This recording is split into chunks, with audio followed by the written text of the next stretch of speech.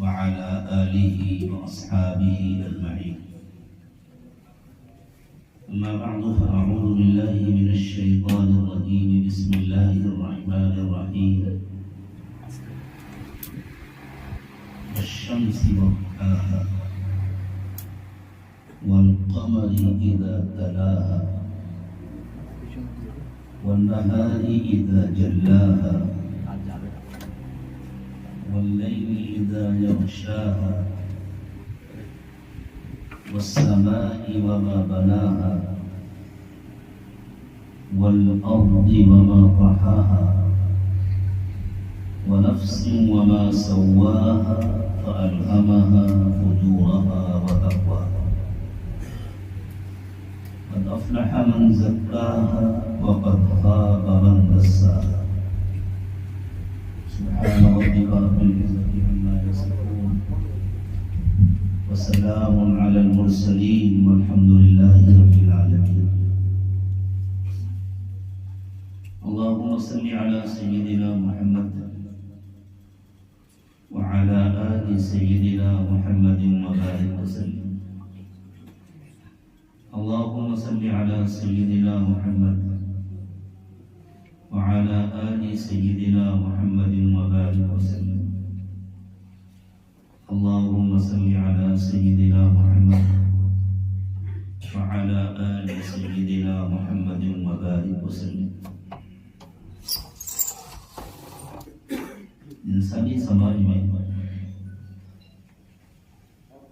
جس سے انسان کو جتنا زیادہ فائدہ ہوتا ہے، جو انسانوں کی جتنی زیادہ خدمت کرتا ہے، اور جو شخص انسانوں کی جتنی بڑی ضرورت پوری کرتا ہے، دنیا کے انسان اس کو اتنی عزت کی نظر سے دیکھتے ہیں. وکیلوں کی عزت اس لیے ہوتی ہے کہ وہ انسانوں کو قانون کی معلومات فراہم کرتے ہیں، ان کی طرف سے ان کا مقدمہ لڑتے ہیں اگر واقعی وہ ڈنگ کے وکیل ہیں. کسانوں کی عزت اس لیے ہے کہ وہ غلہ اگاتے ہیں، باغبانی کرتے ہیں اور انسانوں کی غذائی ضرورتیں پوری کرتے ہیں. جس شعبے میں بھی جو انسان ہے، اگر وہ اخلاص سے محبت سے اپنا کام کر رہا ہے تو وہ انسانوں کی کوئی نہ کوئی ضرورت پوری کر رہا ہے، اور وہ ضرورت جتنی بڑی ہے اسی اعتبار سے اللہ اس کو عزت دیتے ہیں. سول انجینئر مکانات بناتے ہیں، انسانوں کے رہائش کا انتظام کرتے ہیں. دوسری لائنوں کے انجینئر بھی انسانوں کی خدمت کرتے ہیں، ان کی ضرورتیں پوری کرتے ہیں. لیکن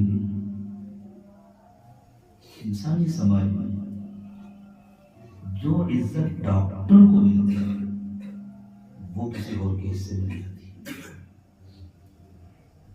اس لیے کہ اگر کوئی انسان زندہ ہی نہیں رہا، صحت مند ہی نہیں ہے، تو نہ اس کے لیے مکان کسی کام کا، نہ کپڑا کسی کام کا، نہ اناج کسی کام کا،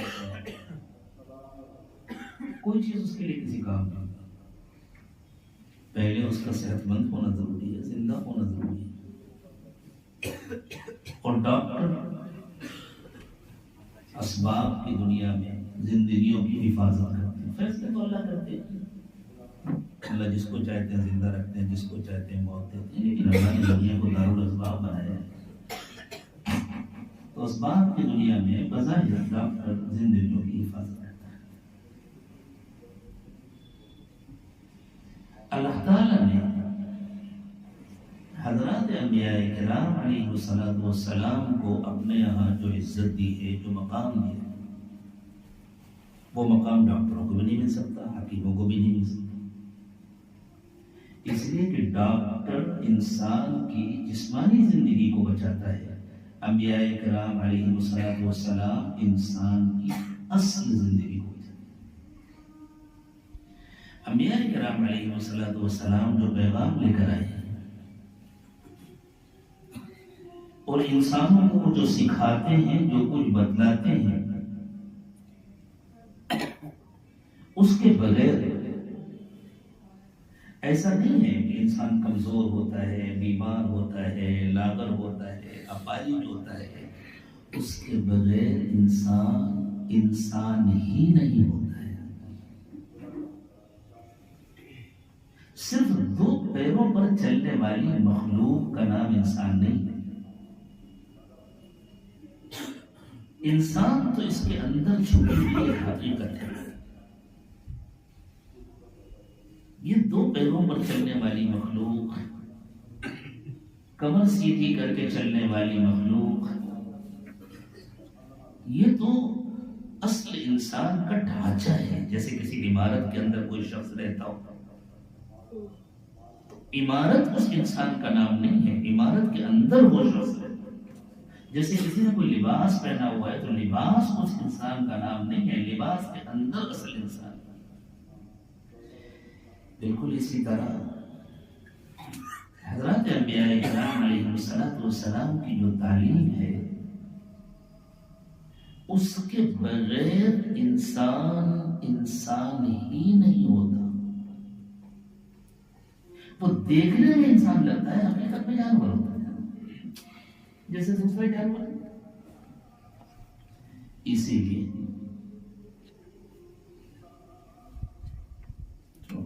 جب مجھے ضرورت ہوگی تو میں مانگ لوں گا، آپ آرام سے۔ اسی لیے اللہ تعالیٰ نے قرآن پاک کے مختلف مقامات پر ایسے انسانوں کا تذکرہ کیا تو ان کو جانوروں سے تشبیہ دی، ان کی زندگیوں کو جانوروں کی زندگیوں سے تشبیہ کی۔ ایک جگہ اللہ تعالیٰ نے ایسے لوگوں کا تذکرہ ذرا تفصیل سے کیا، فرمایا لَهُمْ قُلُوبٌ لَا يَفْقَهُونَ بِهَا۔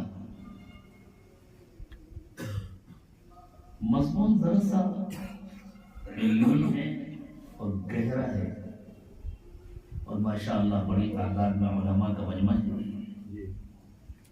اس لیے میں قصداً بہت آہستہ آہستہ ٹھہر ٹھہر کر بات کر رہا ہوں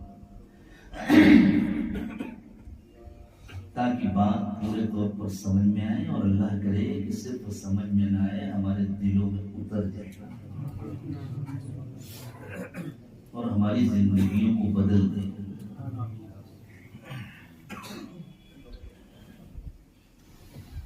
اللہ تعالیٰ نے ایسے لوگوں کا تذکرہ کیا اور یہ بتلایا، یہ دیکھنے میں تو انسانوں جیسے نظر آتے ہیں لیکن یہ ہے نہیں انسان۔ آپ دیکھیں قرآن پاک کی تعبیر کیا ہے، فرمایا لَهُمْ قُلُوبٌ لَا يَفْقَهُونَ بِهَا۔ میرے بچوں کو نکلنے کا راستہ دے دیں، بہت دیر سے بیٹھے بیٹھے تھک گئے، اور جو بچے تھک گئے ہوں وہ ابھی اٹھ کے چلے جائیں، پھر بعد میں کوئی نہ اٹھے۔ اب آپ ذرا سا آگے آ جائیں، جو جگہ خالی اس کو نوٹ کر لیں۔ اصل میں ایسی مجلسوں میں نہ سمجھ بچوں کو آگے بیٹھانے نہیں چاہیے۔ اس ہدایت پر علماء نے عمل کریں گے تو کون عمل کرے گا؟ اللہ کے رسول صلی اللہ علیہ وسلم نے ہدایت کی تھی، لِيَلِيَنِ أُولُو الْأَلْبَابِ مِنْكُمْ وَالنُّهَىٰ، میرے قریب سمجھدار لوگ بیٹھا کریں۔ ہمارے یہاں اس پر عمل نہیں ہوتا، نہ معلوم کتنی ہدایات ہیں جن کو ہم بھول گئے ہیں، ہمارے عمل نہیں۔ اللہ کرے تبدیلی آئے، ذرا دینی بیداری آئے اور ہم سنت کی طرف مکمل لوٹیں۔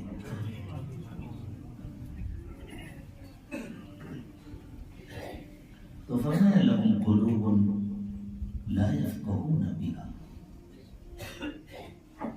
ان کے پاس عقلیں تو ہیں۔ قرآن جب قلب کہتا ہے نا، اس سے مراد دل، دماغ، عقل، پوری صلاحیت، پورا پیکیج۔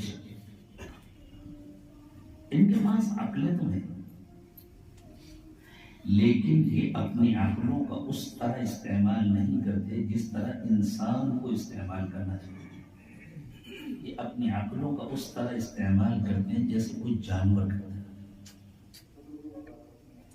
اتنی سمجھ تو اللہ نے جانور کو بھی دی ہے کہ گھونسلہ کیسے بنانا ہے. بلکہ بعض پرندے اتنے خوبصورت گھونسلے بنا دیے کہ اچھے خاصے پڑھے لکھے ڈگری ہولڈر انجینئر ان کا مقابلہ نہیں کر پاتے. تو چھوٹے چھوٹے پرندے جو جنگلوں میں آپ نے تو دیکھا ہوگا گھونسلے بناتے. اللہ چیونٹیاں اپنا گھر بناتی ہیں زمین سے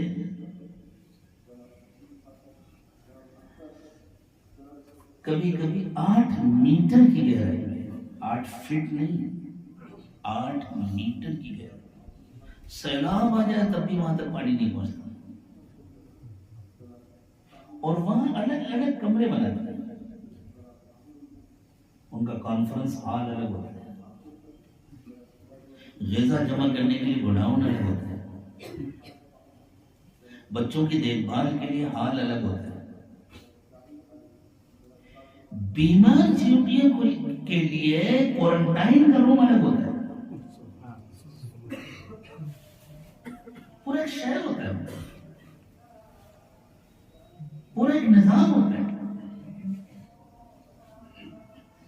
اگر انسان نے پڑھ لکھ کر گھر بنانا سیکھ لیا اور اپنے اللہ کو نہیں پہچان سکا تو اس نے کیا کیا؟ وہ کام اس نے سیکھا اتنی محنت کر کے جس کو جانور بغیر سیکھے کر رہے.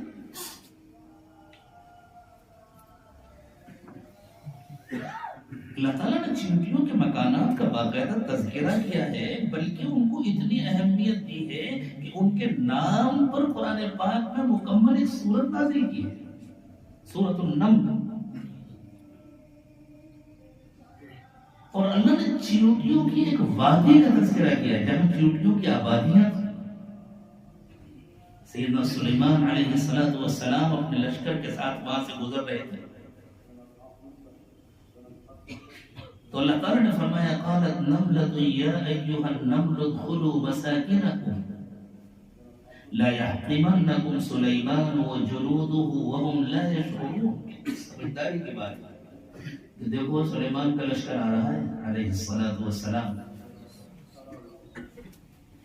اگر ان کے گھوڑوں تلے تم دب کر مری تو غلطی تمہاری ہوگی, ان کی کوئی غلطی نہیں ہوگی, وہ تو تم کو دیکھ بھی نہیں پائیں گے. اس لیے اپنی حفاظت خود کرو, جلدی جلدی اپنے گھروں میں چلی جاؤ.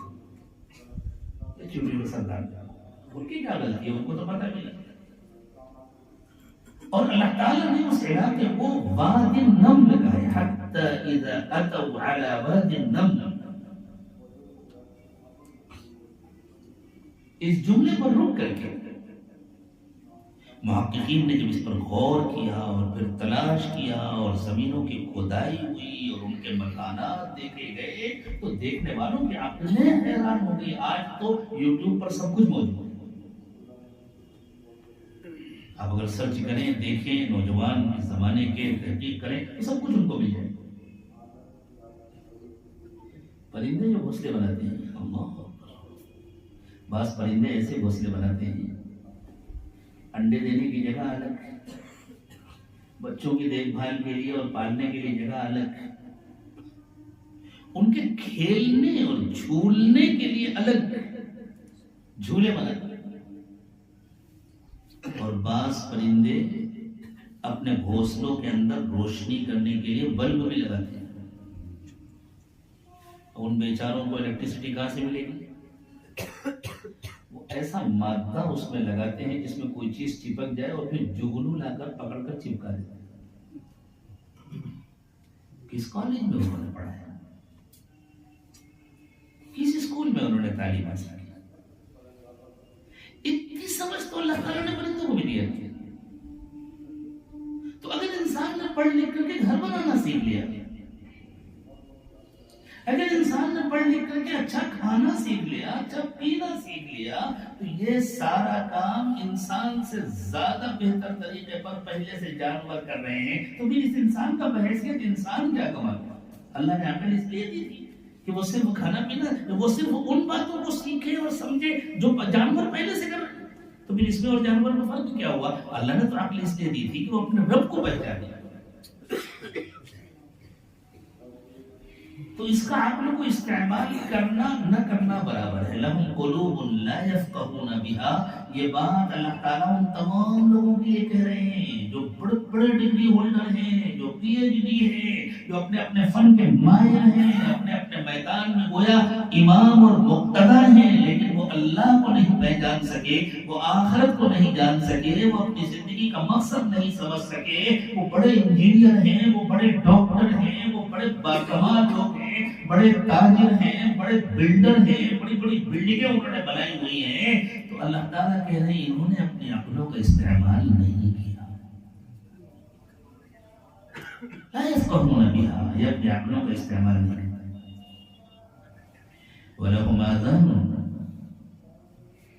لا يسمعون بها وَلَهُمْ أَعْيُنٌ لا يبصرون بها وَلَهُمْ آذَانٌ لا يسمعون بها.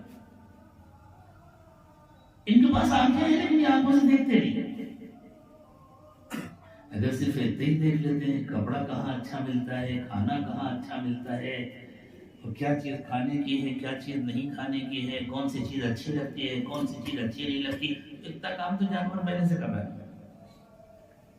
بحیثیت انسان انہوں نے اپنی آنکھوں کا استعمال نہیں کیا. وَلَهُمْ آذَانٌ لَا يَسْمَعُونَ بِهَا.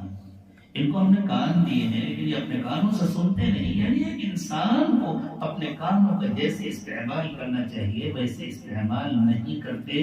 یہ دیکھنے میں انسان ہے لیکن حقیقت میں یہ انسان نہیں ہے. اولئک کالانعام بل هم اضل.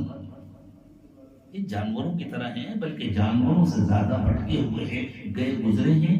اور کیوں ہیں؟ اولئک هم الغافلون، اس لیے ان کے دل غافل ہیں.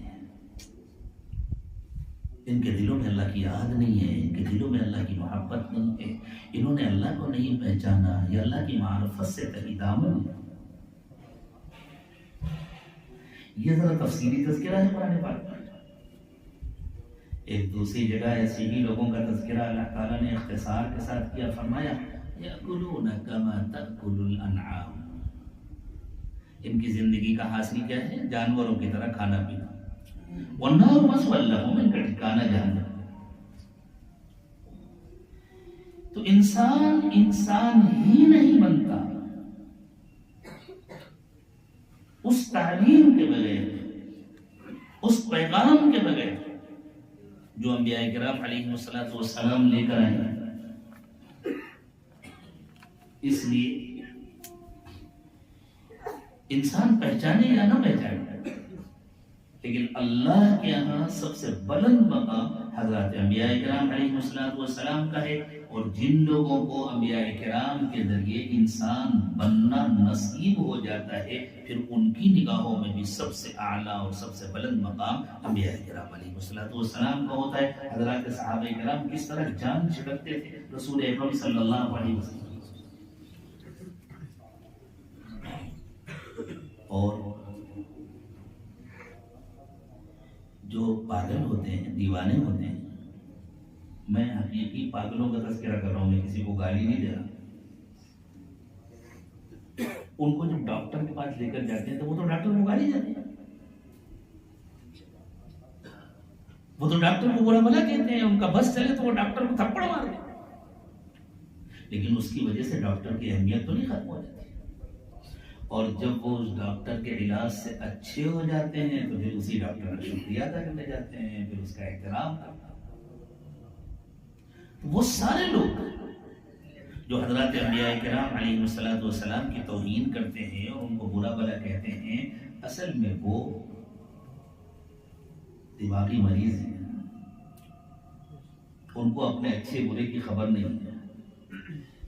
اس لیے انہوں نے حضرات انبیاء کرام علیہ الصلوۃ والسلام کی اہمیت کو جانا نہیں. جب جان لیتے ہیں تو ان کا رنگ بالکل بدل جاتا ہے. میں حدیث پاک سے آپ کو ایک نمونہ سناتا ہوں. سیدہ ہند رضی اللہ تعالی عنہ جو حضرت معاویہ رضی اللہ تعالی عنہ کی والدہ ہیں، حضرت ابو سفیان کی اہلیہ محترمہ ہیں، ان کی زندگی کے بھی دو دور گزرے ہیں، بہت سارے صحابہ کرام کی طرح اور بہت ساری صحابیات کی طرح، اور دونوں دور بہت نمایاں ہیں۔ ایک جاہلیت کا دور گزرا، اس میں بھی وہ بہت نمایاں تھے، اور اسلام لانے کے بعد بھی وہ بہت نمایاں تھے، ان کی بڑی خدمات ہیں اسلام۔ ایک موقع پر تو اہل ایمان دشمنوں کا مقابلہ کر رہے تھے، اور دشمنوں کی ایسی خطرناک الغار ہوئی کہ اہل ایمان جب قدم اکھڑنے لگے تو حضرت ہندا نے ان کو ایسے اشعار سنائے تھے اور ایسی غیرت دلائی تھی کہ ان کے بڑے ہوئے قدم جم گئے۔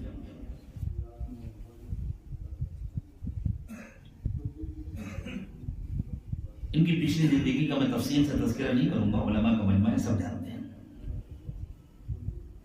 فتح مکہ کے موقع پر جب یہ حاضر ہوئی رسول اکرم صلی اللہ علیہ وسلم کی خدمت میں، پردے کی آڑ تھی، اور انہوں نے کلمہ پڑھا اور پھر اپنا تعارف کرایا کہ میں ابو سفیان کی بیوی ہند ہوں۔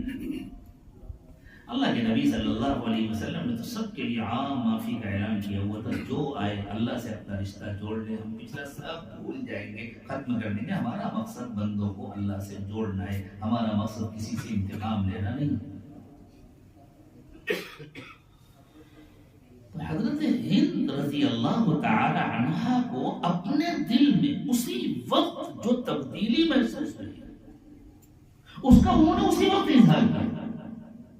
انہوں نے کہا حضور عجیب بات ہے، کلمہ پڑھنے سے پہلے، آپ کو پہچاننے سے پہلے، آپ کی بات کو، آپ کی دعوت کو سمجھنے سے پہلے میرے دل کا یہ حال تھا کہ مجھے دنیا میں آپ سے زیادہ نفرت کسی سے نہیں تھی۔ اس دنیا میں جتنے گھر ہیں اس میں مجھے آپ کا گھر سب سے برا لگتا ہے، آپ کا گھر، آپ کے گھر والے۔ اور اب میں اپنے دل کی حالت یہ پا رہی ہوں کہ اب مجھے دنیا میں آپ سے زیادہ کسی سے محبت نہیں ہے، اور دنیا میں جتنے گھر ہیں اس میں مجھے آپ کا گھر جتنا پسند ہے اور آپ کے گھر والے جتنے پسند ہیں اتنا کوئی اور پسند نہیں۔ یہ ہے نمونہ کہ جیسے کوئی دماغی مریض ہو، اسے پکڑ کر باندھ کر ڈاکٹر کے پاس لے جائے، وہ ڈاکٹر کو گالیاں دیتا ہے، وہ کہتا ذرا مجھے چھوڑو، میں دیکھتا ہوں اس کی کیسی ہمت ہوئی میرے انجیکشن لگانے کی اور مجھے گولی کھلانے کی، میں بیمار تھوڑی ہوں، مجھے کیوں لے کر کے آیا کہتے ہیں۔ اور جب اچھا ہو جاتا ہے تو اسی ڈاکٹر کا شکریہ ادا کرنے جاتا ہے، اس کے پاس مٹھائی کا ڈبہ لے کر کے جاتا ہے، اس سے ملاقات کرتا ہے، احترام میں کھڑا ہو جاتا ہے، اس لیے کہ اب اس نے ڈاکٹر کو سمجھ لیا، اس کو صحت ملی۔ کوئی مانے یا نہ مانے، کوئی جانے یا نہ جانے، لیکن اللہ تعالیٰ کے ہاں انبیاء کرام علیہ السلام کا جو مقام ہے وہ کسی اور کا نہیں ہے، اور وہ مقام اس لیے کہ اللہ تعالیٰ نے ان کے سپرد جو خدمت کی ہے، اس خدمت کے بغیر انسان نہیں بنتا۔ اور یہ ایسا علاج ہے جس کی ضرورت ہر فرد کو الگ الگ ہوتی ہے۔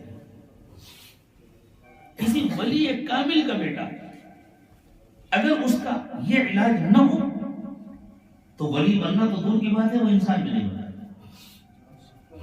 کسی عالم کا بیٹا، کسی حافظ کا بیٹا، کسی امام کا بیٹا، کسی مجتہد وقت کا بیٹا، اور مجھے اجازت دیجیے اس سے آگے بڑھ کر کے میں کہوں سب سے اوپر جا کر کسی پیغمبر کا بیٹا، اگر اس کو یہ نعمت حاصل نہ ہو تو کچھ اور بننا تو دور کی بات ہے، وہ انسان بھی نہیں، وہ جانوروں کی طرح جیے گا، جانوروں کی طرح مرے گا، اور پھر جانوروں کی طرح اسے اٹھا کر جہنم میں ڈال دیا جائے گا۔ یأکلون کما تأکل الانعام والنار مثوی۔ کیوں؟ اس لیے کہ جیسے مادی دنیا میں ڈاکٹروں کی اہمیت ہے کہ بھائی صحت تو سب کی ضرورت ہے، امام صاحب ہو یا مقتدی ہو، استاذ ہو یا طالب علم ہو، کسان ہو یا کوئی وکیل ہو یا کوئی تاجر ہو یا کوئی بلڈر ہو یا کوئی انجینئر ہو، کچھ بھی ہو، صحت کی تو سب کی ضرورت ہے نا۔ بالکل اسی طرح اس سے آگے بڑھ کر کے انسان ہونا تو ہر ایک کی ضرورت ہے، چاہے وہ کچھ بھی ہو۔ یہ جو انبیاء کرام علیہ अलैहिस्सलाम इंसान को इंसान बनाने की मेहनत करते हैं, और जिसको रसूल अकरम सल्लल्लाहु अलैहि वसल्लम क़यामत तक के लिए अपने वारिसों के हवाले करके गए हैं, इसी मेहनत को कहते हैं तज़किया। तज़किया के जरिए इंसान बनता है। ये तज़किया क्या होता है और उसकी क्यों जरूरत होती है, थोड़ा सा गहराई में उतर कर इसको समझें। कम से कम उलमा को तो इन बातों को अच्छी तरह समझना ही चाहिए।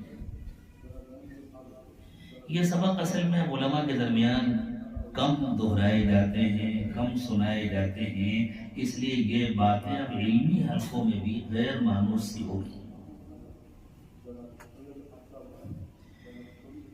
अल्लाह ताला ने इंसान को एक दोहरा वजूद अता फरमाया। दो चीजों को जोड़कर अल्लाह ने इंसान को बनाया। दो मखलूक हैं जिनको जोड़कर अल्लाह एक बनाया। एक इंसान का जिस्म है और एक इंसान की रूह है। जिस्म तो मट्टी से बना, हम सबको मालूम। रूह आलम अम्र की मखलूक है।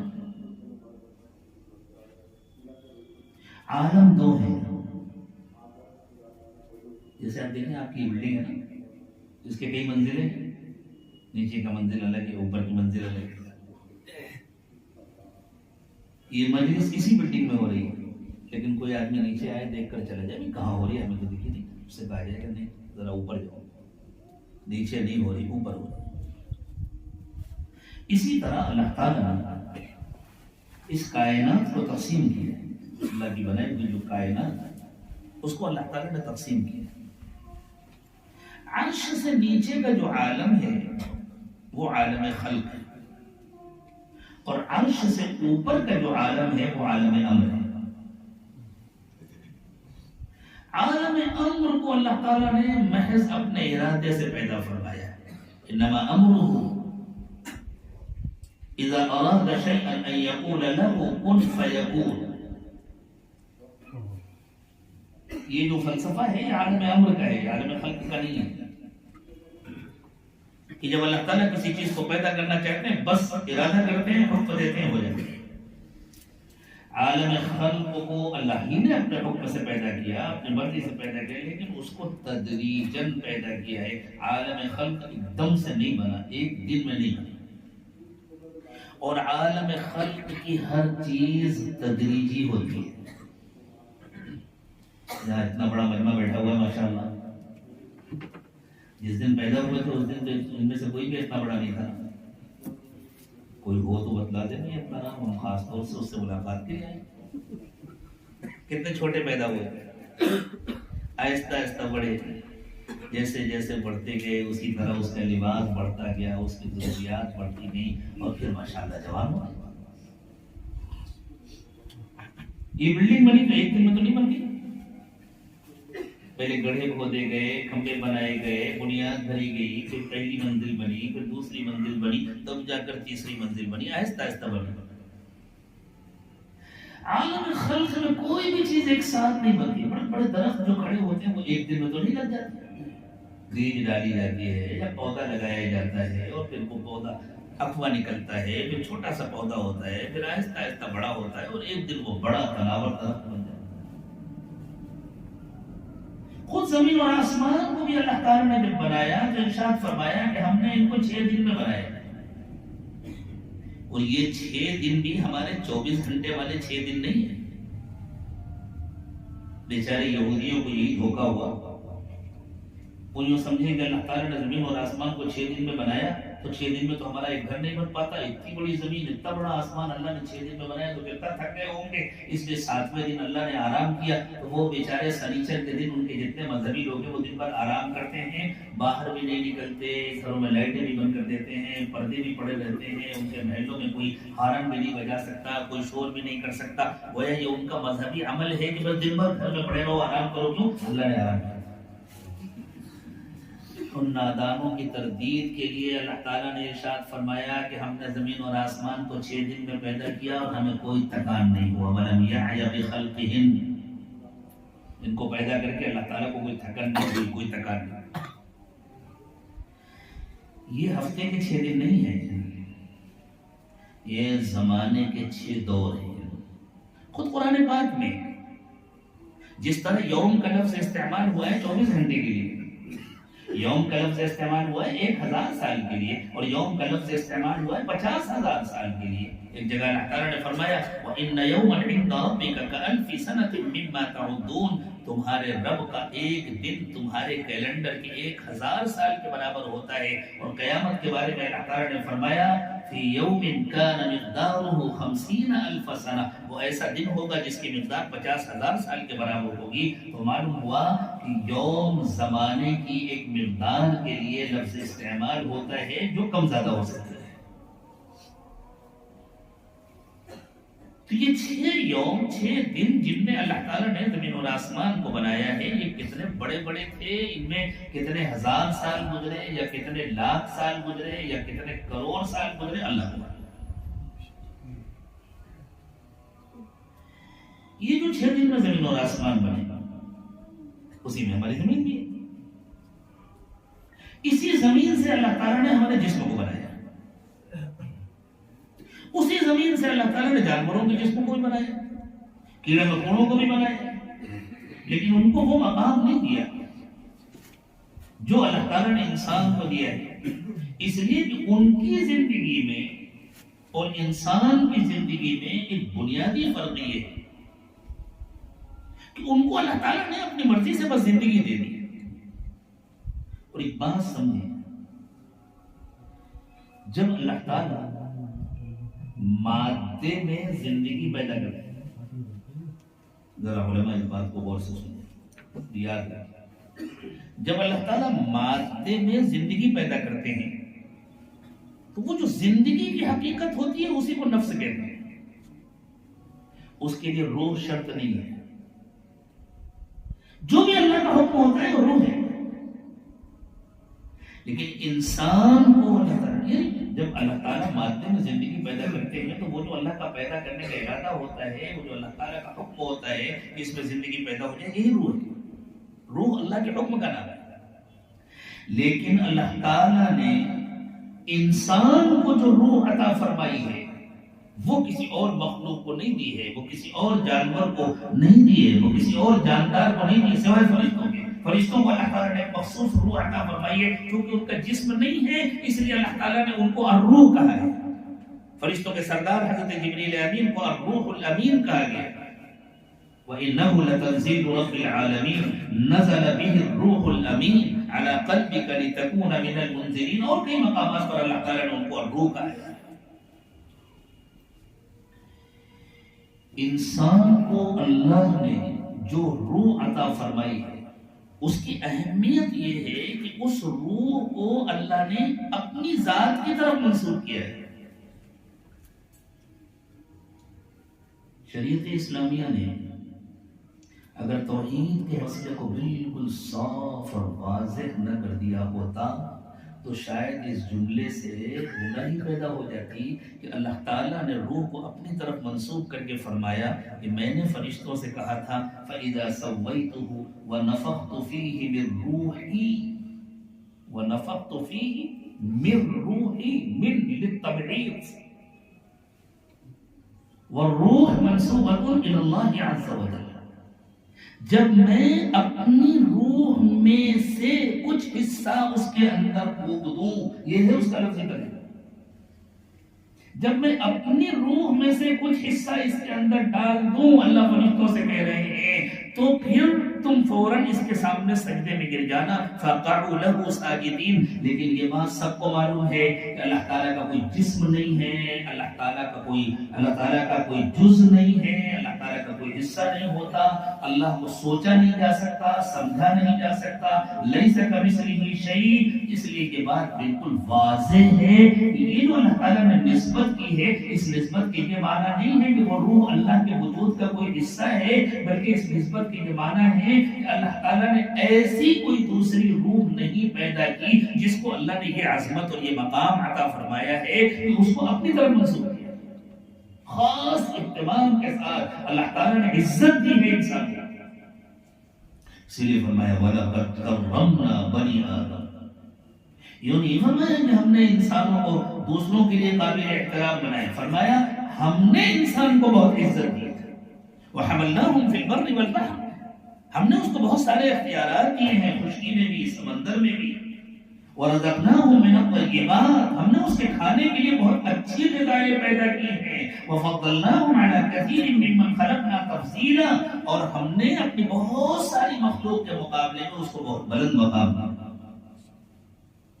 بلکہ جو انسان کامل ہے اس کو تو ساری مخلوق کے مقابلے میں سب سے بلند مقام عطا فرمایا ہے. اسی لیے رسول اکرم صلی اللہ علیہ وسلم معراج میں وہاں گئے جہاں کوئی نہیں جا سکتا، جہاں فرشتے بھی نہیں جا سکتے، جہاں فرشتوں کے سردار حضرت جبریل امین بھی نہیں جا سکتے، وہاں تشریف لے گئے رسول اکرم صلی اللہ علیہ وسلم. تو اللہ تعالیٰ نے انسان جسم اور روح کا مجموعہ بنایا. یہ روح جب جسم میں ملتی ہے، یہ روح جب کسی انسان کے لیے مخصوص کی جاتی ہے، جو سمجھے کہ ایک اصل روح ہے، جب اس میں سے کچھ حصہ نکال کر کے جیسے ندی سے پانی لے لیا جائے، جیسے سمندر سے پانی لے لیا جائے، ایک قطرہ لے لیا جائے، ایک بوتل میں لے لیا جائے، روح کے سلسلے میں بہت زیادہ تفصیلی علم کسی کو نہیں حاصل ہو سکتا. جو اشارے کیے ہیں ہمارے علماء نے، محققین نے، بس انہی سے استفادہ کر کے سمجھنے سمجھانے کے لیے کچھ باتیں آپ کی جا رہی ہیں. خود اللہ تعالیٰ نے روح کے بارے میں ارشاد فرمایا وَيَسْأَلُونَكَ عَنِ الرُّوحِ. لوگ آپ سے روح کے بارے میں پوچھتے ہیں، قُلِ الرُّوحُ مِنْ أَمْرِ رَبِّي. آپ کہہ دیجئے کہ روح تو عالم امر کی مخلوق ہے. وَمَا أُوتِيتُم مِّنَ الْعِلْمِ إِلَّا قَلِيلًا. اور تمہارے پاس علم بہت تھوڑا ہے، تم روح کی پوری تفصیل نہیں جان سکتے. لیکن جتنا ہم کو کتاب و سنت سے معلوم ہوا اور کتاب و سنت میں غوطہ لگانے والے محقق علماء کرام کے اقوال سے، ان کی باتوں سے جو باتیں سمجھ میں آئیں، ان کا خلاصہ عرض کرنے کی کوشش کی جا رہی ہے کہ جب اللہ تعالیٰ روح کے کسی حصے کو کسی کے لیے مخصوص کر دیتے ہیں کہ یہ فلاں کے لیے اور اس کے ذریعے فلاں کو زندگی دی جائے گی، تو پھر جو زندگی وجود میں آتی ہے اس کو نفس. نفس بھی مادے کا نام نہیں ہے، نفس بھی ایک غیر مادی حقیقت ہے. وہ دنیا میں مادے کے ساتھ شامل ہوتا ہے، اس کے ذریعے سے مادے کو زندگی ملتی ہے. اسی لیے مادہ بدلتا رہتا ہے، نفس نہیں بدلتا. یہ جو ہمارا جسم ہے تو خالص مادی وجود ہے، یہ تو 7 سے 8 سال میں مکمل بدل جاتا ہے. روزانہ تقریباً 10 لاکھ ٹیشوز، 10 لاکھ خلیے جسم کے بے جان ہو جاتے ہیں، مردہ ہو جاتے ہیں. اور ہم جو کھانا کھاتے ہیں، ہم جو غذائیں استعمال کرتے ہیں، ان کے ذریعے سے نئے خلیے بنتے رہتے ہیں. اور اس کے نتیجے میں ڈاکٹر صاحبان کہتے ہیں کہ تقریباً 120 دن میں جسم کا پورا خون بدل جاتا ہے، اور تقریباً 120 دن میں ہر خلیہ بدل جاتا ہے، ہر سیل بدل جاتا ہے. اور 7 سال یا 8 سال میں پورا جسم بدل جاتا ہے. لیکن اس کے باوجود ہم نہیں بدلتے. کیوں؟ اس لیے کہ ہمارا مادی جسم بدلتا ہے، ہمارا نفس نہیں بدلتا. نفس تو وہی رہتا ہے، اور نفس ہی اصل ہے. جب موت آتی ہے تو اس نفس کو اللہ تعالیٰ نکال لیتے ہیں، جس کو ہم عام طور سے کہتے ہیں روح کو اللہ نے نکال لیا، کیونکہ روح کے ذریعے نفس کو زندگی ملی ہوتی ہے. اس لیے ہم عام زبان میں سمجھتے ہیں ایک جسم ہے، ایک روح ہے، اصل نفس ہے. اسی نفس کو اللہ تعالیٰ نکال دیا. کتنا واضح بیان ہے قرآن پاک کا. اللہ نے فرمایا اللہ یتوفی الانفس حین موتها. یہ نہیں فرمایا اللہ یتوفی الارواح حین موتها. اللہ تعالیٰ کے پاس الفاظ کی کمی تو نہیں ہے. اللہ نے فرمایا اللہ یتوفی الانفس حین موتها، جب کسی کی موت کا وقت آتا ہے تو اللہ نفس کو نکال لیتے ہیں. انفس نفس کی جمع ہے. واللتی لم تمت فی منامها، اور جس کی موت کا وقت نہیں آیا اس کے نفس کو بھی اللہ نکال لیتے ہیں نیند کی حالت. موت کی حالت میں اللہ نفس کو جسم سے مکمل نکال لیتے ہیں، نیند کی حالت میں مکمل نہیں نکالتے، تھوڑا سا اس کا رشتہ باقی رہتا ہے، لیکن اتنا کم ہو جاتا ہے کہ آدمی دیکھ نہیں پاتا، آہستہ کوئی آواز ہو تو سن نہیں پاتا، چل نہیں سکتا، بول نہیں سکتا، اس کے قریب میں کیا ہو رہا ہے اسے معلوم نہیں ہوتا. اور یہ جو نفس نکلتا ہے ادھر سے رشتہ رہتے ہوئے بھی یہ نفس جہاں جہاں اللہ تعالیٰ چاہتے ہیں وہاں وہاں کی سیر کرتا ہے، جاتا ہے، اور اسی کے نتیجے میں ہمیں مختلف مقامات نظر آتے ہیں خواب میں. فَيُمْسِكُ الَّذِي قَضَى عَلَيْهَا الْمَوْتِ، پھر جس کے لیے موت کا فیصلہ ہو گیا اس کے نفس کو اللہ اپنے پاس روک لیتے ہیں. وَيُرْسِلُ الْأُخْرَى إِلَىٰ أَجَلٍ مُّسَمًّى، اور جس کی موت کا فیصلہ نہیں ہوا اس کو ایک متعین مدت کے لیے اللہ تعالیٰ دوبارہ واپس کرتا ہے. اللہ نے قرآن پاک میں یہ وعدہ فرمایا تھا کہ ابھی تو ہم جو بتلا رہے ہیں ہم پر اعتماد کر کے اس کو مان لو، وقت آئے گا تو ہم قیامت سے پہلے پہلے یہ ساری حقیقتیں تم کو دنیا میں دکھا دیں گے، تمہاری اپنی ذات میں بھی دکھا دیں گے اور تمہاری ذات سے باہر کائنات میں بھی تم کو دکھا دیں گے. اس طرح دکھا دیں گے کہ تمہیں قرآن کا ہر بیان سچ نظر آنے لگے گا کہ واقعی ہم نے تو اس کا نمونہ دیکھا. آج تقریباً ہر ایک کے جیب میں موبائل فون ہوتا ہے. موبائل فون جو ہے وہ اصل باڈی کا نام نہیں ہے. ہر ایک کو معلوم ہے کسی کا اگر فون گم ہو جائے تو آدمی کیا کہتا ہے، بھائی فون تو میں دوسرا لے لوں گا لیکن اس کے اندر جو ڈاٹا سیف تھا، اس کے اندر جو کچھ میں نے محفوظ کر رکھا تھا وہ بہت قیمتی تھا، وہ کہاں سے آئے گا؟ اہمیت اس کی ہوتی ہے جو اس کے اندر محفوظ ہو.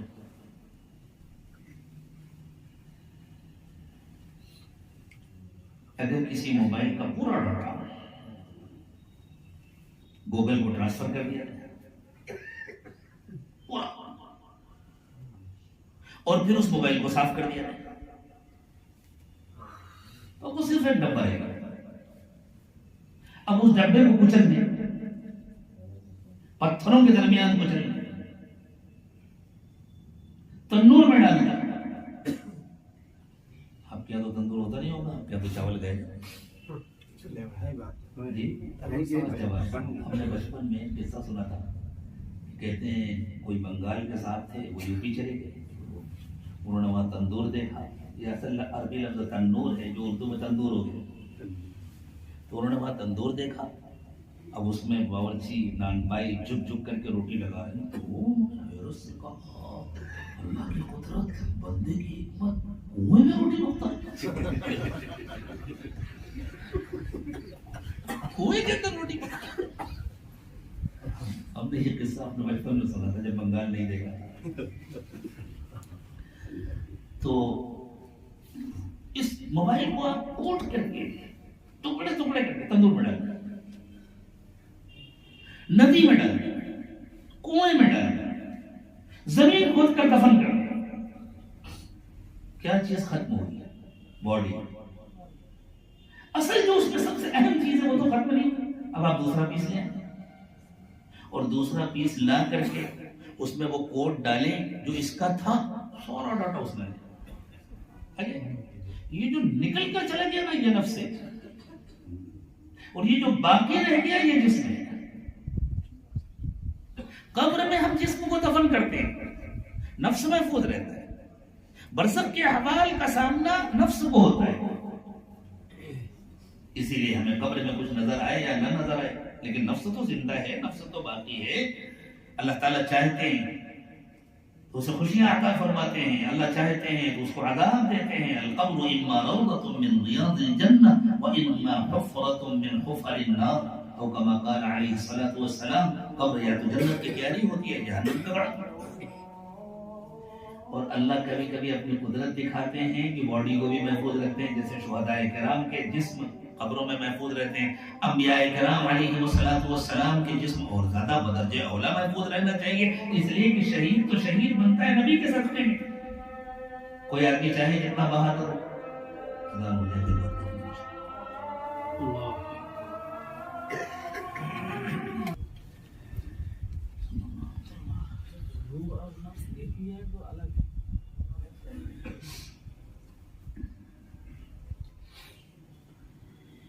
روح اللہ کے اس حکم کا نام ہے جس کے ذریعے نفس کو زندگی ملتی ہے، پھر دونوں مل کر ترقی ہو جاتے ہیں۔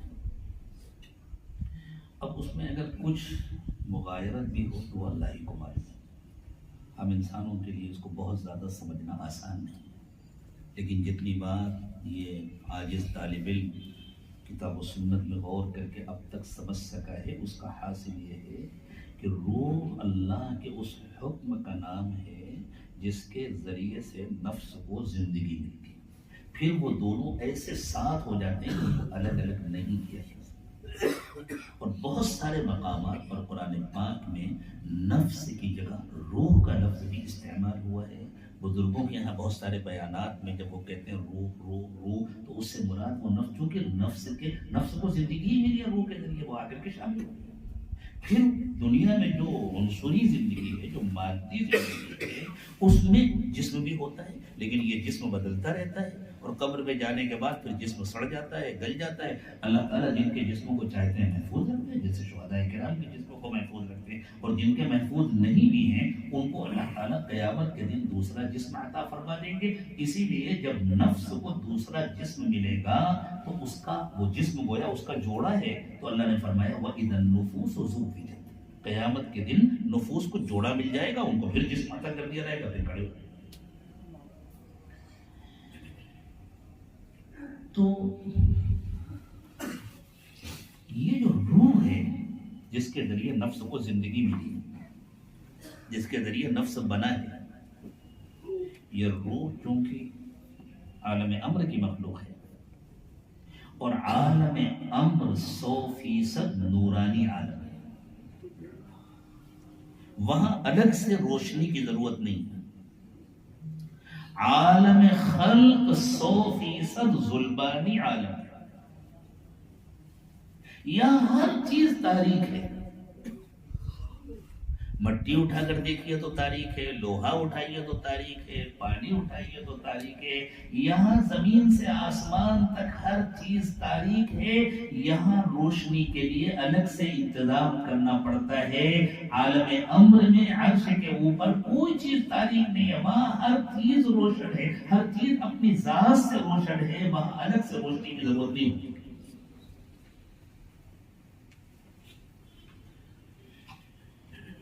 تو یہ روح جہاں سے آئی ہے وہ تو نورانی ماحول ہے، اس لیے خود روح اپنی ذات سے نورانی ہے، لیکن جب وہ نفس کے ساتھ شامل ہوگی اور اس کو جسم میں جگہ دے دی، اور جسم کا مزاج ظلمت ہے، جسم کی مزاج تاریکی ہے، اب دل کیسے لگتا وہاں سے آ کر یہاں؟ یہ تو ایسے ہی ہے جیسے کسی نہایت ترقی یافتہ شہر کا رہنے والا انسان اسے لا کر کے بالکل پچھڑے ہوئے چھوٹے سے گاؤں میں بسا دیا جائے، وہاں اس کا دل لگے گا؟ روڈ بھی نہیں ہے، گاڑیاں بھی نہیں ہیں، عمدہ ہوٹل بھی نہیں ہے، اچھی سواریاں بھی نہیں ہیں، لیکن اگر وہاں دل لگانے کا کوئی سامان ہو، نوجوان سمجھو اگر وہاں اس کا سسرال اور اس کی لیلا رہتی ہو وہاں، تو پھر چھوڑ کر جانے کا کہیں دل نہیں چاہے گا۔ یہ عشق بڑی عجیب چیز ہے، یہ محبت بڑی عجیب چیز ہے۔ تو اصولاً روح کا جسم میں دل نہیں لگنا چاہیے،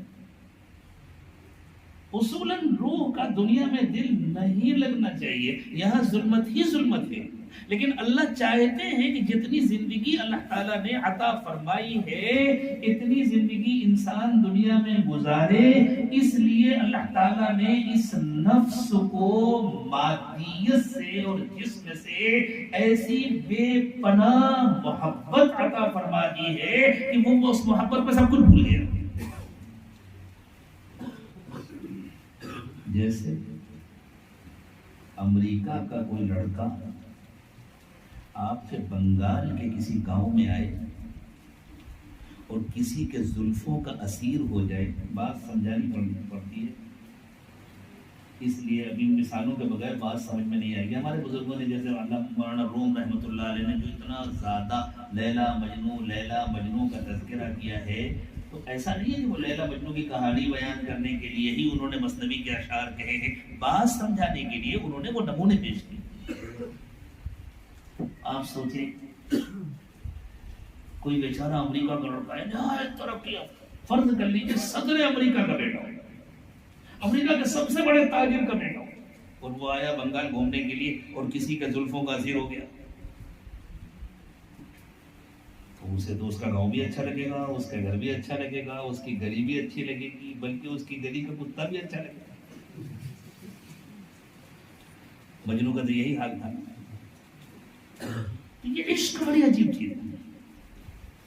اللہ تعالیٰ جو بھی چاہتے تھے، اللہ کی حکمت کا تقاضا یہ تھا کہ یہ نفس اس جسم کے ساتھ رہے، یہ تو نکل کے بھاگتا، مجھے رہنے کی، تو اس کو جسم کے ساتھ ایسا عشق کا رشتہ عطا فرما دیا، ایسی بے پناہ محبت عطا فرما دی کہ وہ جسم کی خاطر سب کچھ بھول گیا، سب کچھ بھول، اور وہ بھول کر گویا اپنے مقام سے، اپنے مرتبے سے بہت نیچے گر گیا۔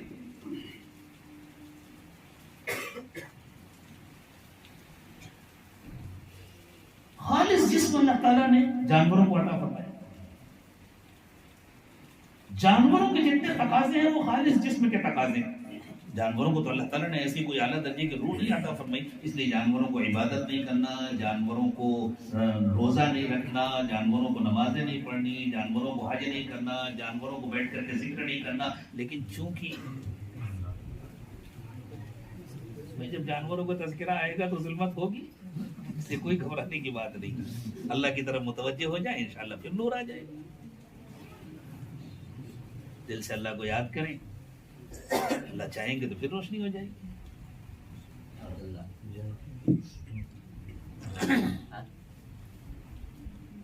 کوئی اور انتظام ہے بیٹری وغیرہ؟ اچھی،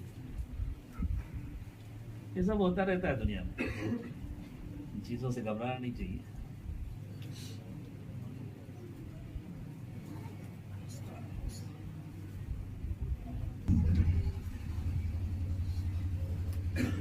یہ جو جسم کے تقاضوں سے مغلوب ہو کر کے نفس جانوروں کے رنگ میں رنگ جاتا ہے، پھر اسے وہی سب کچھ اچھا لگتا ہے جو جانوروں کو اچھا لگتا ہے۔ جانوروں کو کیا چاہیے؟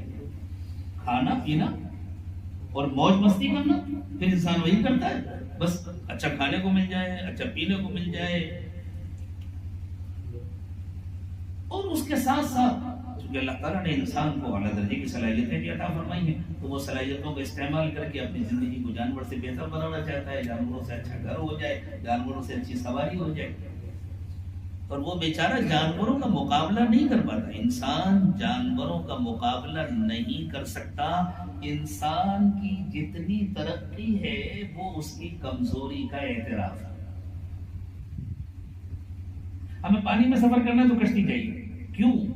اس لیے کہ ہم مچھلیوں کی طرح تیر نہیں سکتے، مچھلیاں پورا سمندر پار کر سکتی ہیں تیر کر کے، ہم نہیں پار کر سکتے، تو ہم کو کشتی کی ضرورت ہے۔ تو ہم چاہے جتنی اچھی کشتی بنا لیں، چاہے جتنا اچھا سمندری جہاز بنا لیں، یہ ہماری کمزوری کا اعتراف ہے۔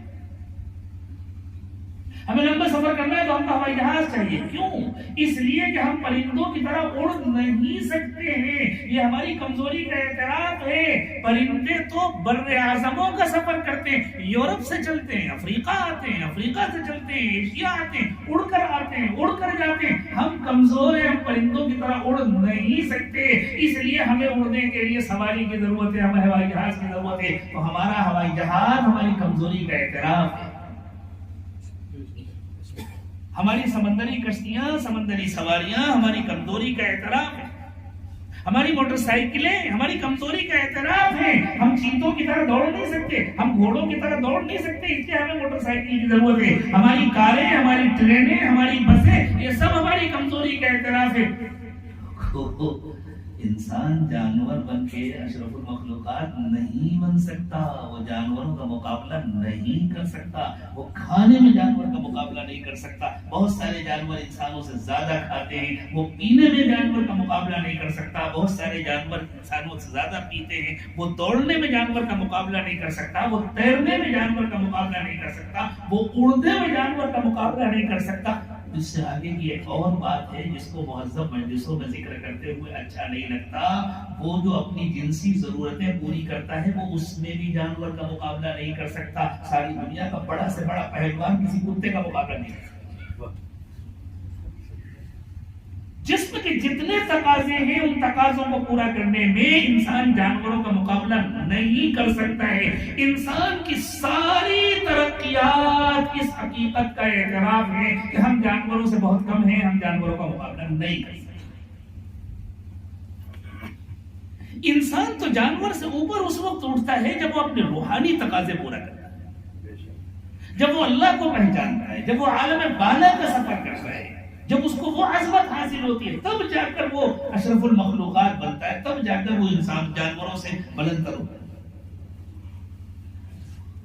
اس بیچارے نفس کو یا کہہ لیجیے روح کو, دونوں الفاظ یہاں استعمال ہوتا ہے کیونکہ روح اور نفس ملے ہوتے ہیں نا ایک ساتھ. اس کو جسم سے اللہ تعالیٰ ایسا عشق کا تعلق نصیب فرما دیتے ہیں کہ اس محبت میں, اس عشق میں اپنے اصل گھر کو بھول جاتا ہے, اپنے اصل کو بھول جاتا ہے. جیسے امریکہ کو کوئی نواز, میں نے کہا وہ بھول جائے کہ میں کس باپ کا بیٹا ہوں, میرا کتنا بڑا گھر ہے. وہ یہاں چھوٹے سے جھوپڑے میں رہنا پسند کرے گا. وہ اپنے محل کو بھول جائے گا, اپنے گھر کو بھول جائے گا, وہاں کی سڑکوں کو, وہاں کی سواریوں کو, وہاں کی سہولتوں کو, وہاں کے مالس کو, وہاں کے ہوٹلوں کو, اور وہاں کے اپنے بینک بیلنس. مجھے کسی چیز کی ضرورت نہیں, مجھے بس یہ چاہیے جو یہاں ملی.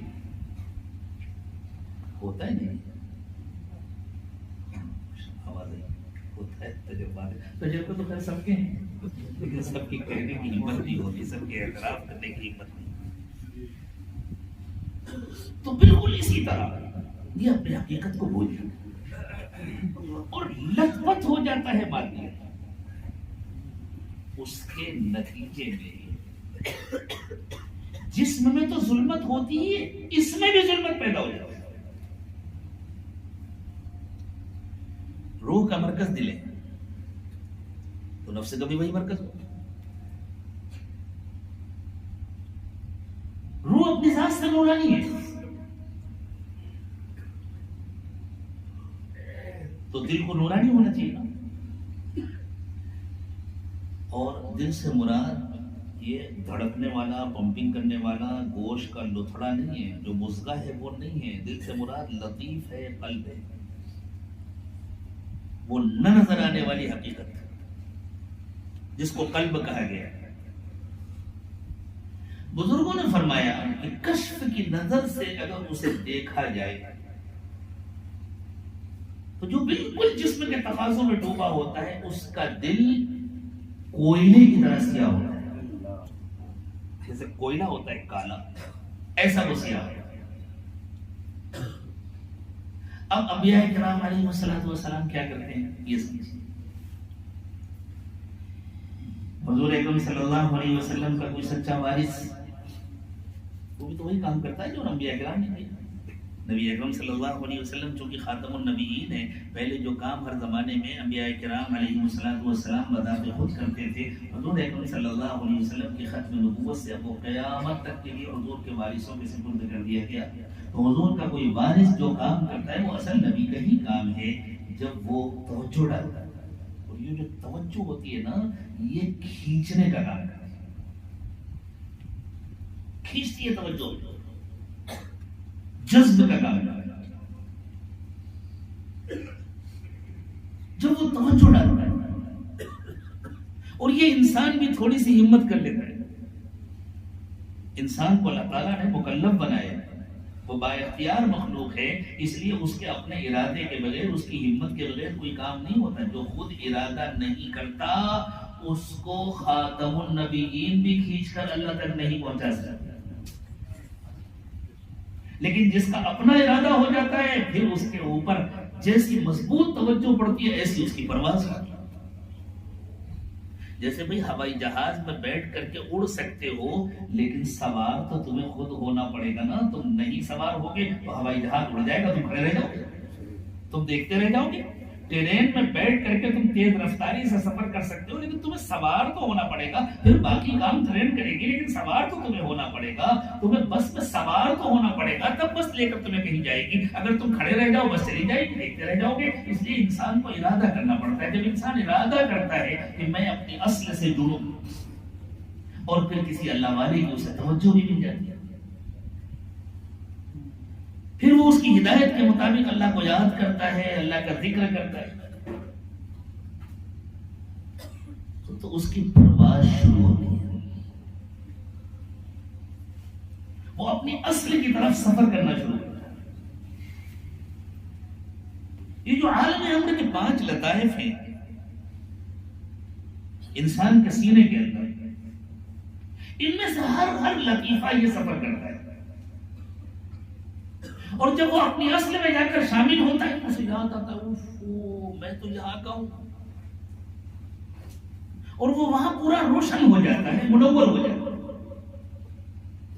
اور اس کے بعد جب وہ واپس اپنے اصل میں آ جاتا ہے تو پھر وہ سارے لطائف روشن ہو جاتے ہیں، اس کا پورا سینہ نور سے بھر جاتا ہے، اور اب پہلے نفس کے اوپر مادیت کا غلبہ تھا، اس لیے تاریکی تھی، اب نفس کے اوپر اس روحانیت کا غلبہ ہو جاتا ہے، اور وہ روشن ہو جاتا ہے، اور اس کے نتیجے میں انسان کا پورا وجود روشن ہو جاتا ہے، اس کے ہاتھ بھی روشن ہو جاتے ہیں، اس کے پیر بھی روشن ہو جاتے ہیں، حتیٰ کہ اس کی کھال بھی روشن ہو جاتی ہے، اس کا بال بھی روشن ہو جاتا ہے، اور صرف وجود ہی روشن نہیں ہوتا، اس کے بعد اس کی روشنی چاروں طرف پھیلنا شروع کرتی ہے، روشنی کا ایک حالہ بن جاتا ہے، دائیں طرف بھی، بائیں طرف بھی، اوپر بھی، نیچے بھی۔ کبھی بارش کے زمانے میں اگر ہلکی ہلکی بارش ہو رہی ہو اور آپ نے چاند دیکھا ہو تو چاند کے چاروں طرف جس طرح روشنی کا حالہ جیسا نظر آتا ہے، اس طرح انسان کے چاروں طرف روشنی کا ایسا حالہ بن جاتا ہے جس کے اندر شیطان کے وساوس نہیں پہنچ پاتے، اور اللہ تعالیٰ اس کو شیطانی اثرات سے محفوظ کرتے ہیں۔ یہ ہماری سب سے بڑی ضرورت ہے، اللہ یہ نعمت ہم سب کو عطا فرمائے۔ لوگ سمجھتے ہیں کہ یہ باتیں صوفیہ اپنی طرف سے کرتے ہیں، لیکن میں جو باتیں کہہ رہا ہوں میں اپنی طرف سے تو نہیں کہہ رہا، میں صوفیاء کرام کی باتیں کہہ رہا ہوں۔ لوگ سمجھتے ہیں کہ صوفیاء کرام نے یہ باتیں اپنی طرف سے کی، اس کی 2 وجہ ہیں۔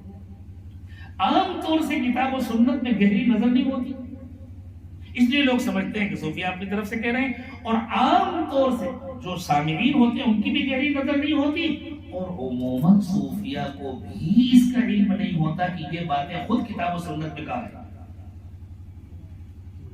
وہ صرف یہ سمجھ کر نقل کر دی جاتی ہے، ہمارے فلاں حضرت نے فرمایا، فلاں بزرگ نے فرمایا۔ ہمارے جتنے بزرگوں نے جتنی باتیں فرمائی ہیں الحمدللہ وہ ساری کتاب و سنت میں محفوظ ہیں، موجود ہے، کوئی بات اپنی طرف سے نہیں۔ میں ایک واقعہ سناتا ہوں۔ ایک مرتبہ ایک مقام پر جانا ہوا جہاں بہت پڑھے لکھے لوگ جمع تھے، اور خاص طور سے قرآن پاک کے معانی اور اس کے علوم کے سلسلے میں وہ ادارہ جہاں جانا ہوا تھا بہت مشہور، اور وہاں کے بڑے بڑے اساتذہ گاڑیوں میں سفر کر رہا تھا، تو ایک صاحب نے جان بوجھ کر ایک رسالے کا تذکرہ کیا، اور یوں کہا کہ شیخ بن باز رحمۃ اللہ علیہ، اللہ کو پیارے ہو گئے، اللہ تعالیٰ ان کی خدمات کو قبول فرمائے، ان کی لغزشوں کو معاف فرمائے۔ تو کہا کہ وہ شیخ بن باز نے کہا ہے کہ یہ قطب، ابدال، اوتاد، غوث، یہ سب کچھ نہیں ہے، یہ سب صوفیہ کی گڑی ہوئی باتیں ہیں۔ ان حضرات نے یہ بات میرے سامنے اس لیے کی تھی کہ میں ان کو جواب دوں۔ میں نے مکمل خاموشی اختیار کی، اس لیے کہ ایسی جگہوں پر جواب دینے سے بحث ہوتی ہے اور بحث کا کچھ فائدہ نہیں۔ میں نے خاموشی اختیار کی۔ وہ لوگ سمجھ گئے کہ شاید میں اس موضوع پر بات نہیں کرنا چاہتا ہے، وہ لوگ بھی خاموش ہو گئے۔ شریف لوگ تھے، پڑھے لکھے لوگ تھے، لیکن ان کو یہ بھی خیال ہوگا کہ ان کے پاس کوئی جواب ہی نہیں ہے، اس لیے خاموش۔ اتفاق کی بات یہ ہے کہ جمعے میں میرا بیان ہے اور وہ سارے لوگ موجود ہیں۔ اب میں جب ممبر سے بیٹھ کر کے کوئی بات کروں گا تو وہ بعد میں مجھ سے سوال کر سکتے ہیں، بیچ میں تو کوئی روکے گا نہیں۔ تو یہ پوزیشن ہوتی ہے پوری بات کرنے کی، ایک مرتبہ تو پوری بات سننی پڑے گی۔ اس لیے میں نے اسی موضوع پر گفتگو شروع کی اور میں نے ان کو یہ بتلایا کہ یہ سب کچھ تو قرآن پاک میں موجود ہے۔ آپ لوگوں نے غور نہیں کیا؟ ان میں وہ حضرات بھی تھے جو 10 سال سے قرآن پڑھا رہے تھے، جو قرآن کے باعث سمجھے جاتے تھے۔ ان حضرات نے بھی یوں کہا کہ اللہ تعالیٰ جزائے خیر دے، واقعی ان باتوں کی طرف تو ہمارا ذہن بالکل نہیں گیا تھا اور آج دل مطمئن ہوں۔ میں آپ کو بتلاتا ہوں اس پوری جماعت کا قرآن پاک میں کہاں تذکرہ ہے، میں آپ کو بتلاتا ہوں۔ قرآن کا اپنا ایک مزاج ہے، علماء جانتے ہیں قرآن کے بیانات مجمل ہوتے ہیں، ان کی تفصیل احادیث مبارکہ میں ہوتی ہے، اور بسا اوقات احادیث مبارکہ میں اتنی ہی تفصیل ہوتی ہے جتنی اس زمانے میں ضرورت تھی، اس سے آگے کی تفصیل علماء امت کے پاس ہوتی ہے، لیکن بنیاد قرآن پاک میں ہوتی ہے۔ سورہ کہف میں اللہ تعالیٰ نے حضرت موسیٰ علیہ السلام کے ایک سفر کا تذکرہ کیا، حضرت خضر کے ساتھ جو حضرت موسیٰ علیہ السلام کا سفر ہوا ہے، اور اس سفر کے سلسلے میں اللہ تعالیٰ نے جو بتلایا کہ حضرت موسیٰ علیہ السلام کو 3 واقعات کا مشاہدہ ہوا۔ اس کے بعد حضرت خضر نے کہا کہ بس بھائی ہم آپ تشریف لے جائیں، اس سے زیادہ ہمارا آپ کا جوڑ نہیں ہے۔ میں اس پورے واقعے کی تفصیل میں نہیں جاؤں گا، علماء خوب جانتے ہیں، بار بار سنا ہوگا۔ ہاں، 3 واقعے کی طرف میں اشارہ کر دیتا ہوں کہ وہ واقعات کیا تھے۔ سب سے پہلا واقعہ کشتی میں سوار ہوئے، کشتی توڑ۔ دوسرا واقعہ ایک گاؤں میں گئے، بچے کو قتل کر دیا۔ تیسرا واقعہ تیسرے گاؤں میں گئے، گھر گرنے والا تھا، دیوار اٹھا دیا۔ میں نے ان علماء سے یہ سوال کیا کہ میں آپ لوگوں سے پوچھتا ہوں، مجھے جمعے کے بعد بتلائیں، کشتی جب توڑی حضرت خضر نے تو شکایت حضرت موسیٰ کو ہوئی، اصل شکایت کس کو ہونی چاہیے تھی؟ کشتی ان کو کیوں نہیں ہوئی؟ کہ یہ اہم سوال نہیں؟ ان کو شکایت کیوں نہیں ہے، صرف حضرت موسیٰ کو ہے؟ اس کی وجہ یہ ہے کہ جو تکوینی معاملات ہوتے ہیں ان کے ظاہری اسباب کچھ اور ہوتے ہیں، تکوینی امور صرف کشف کی نظر سے دیکھے جاتے ہیں۔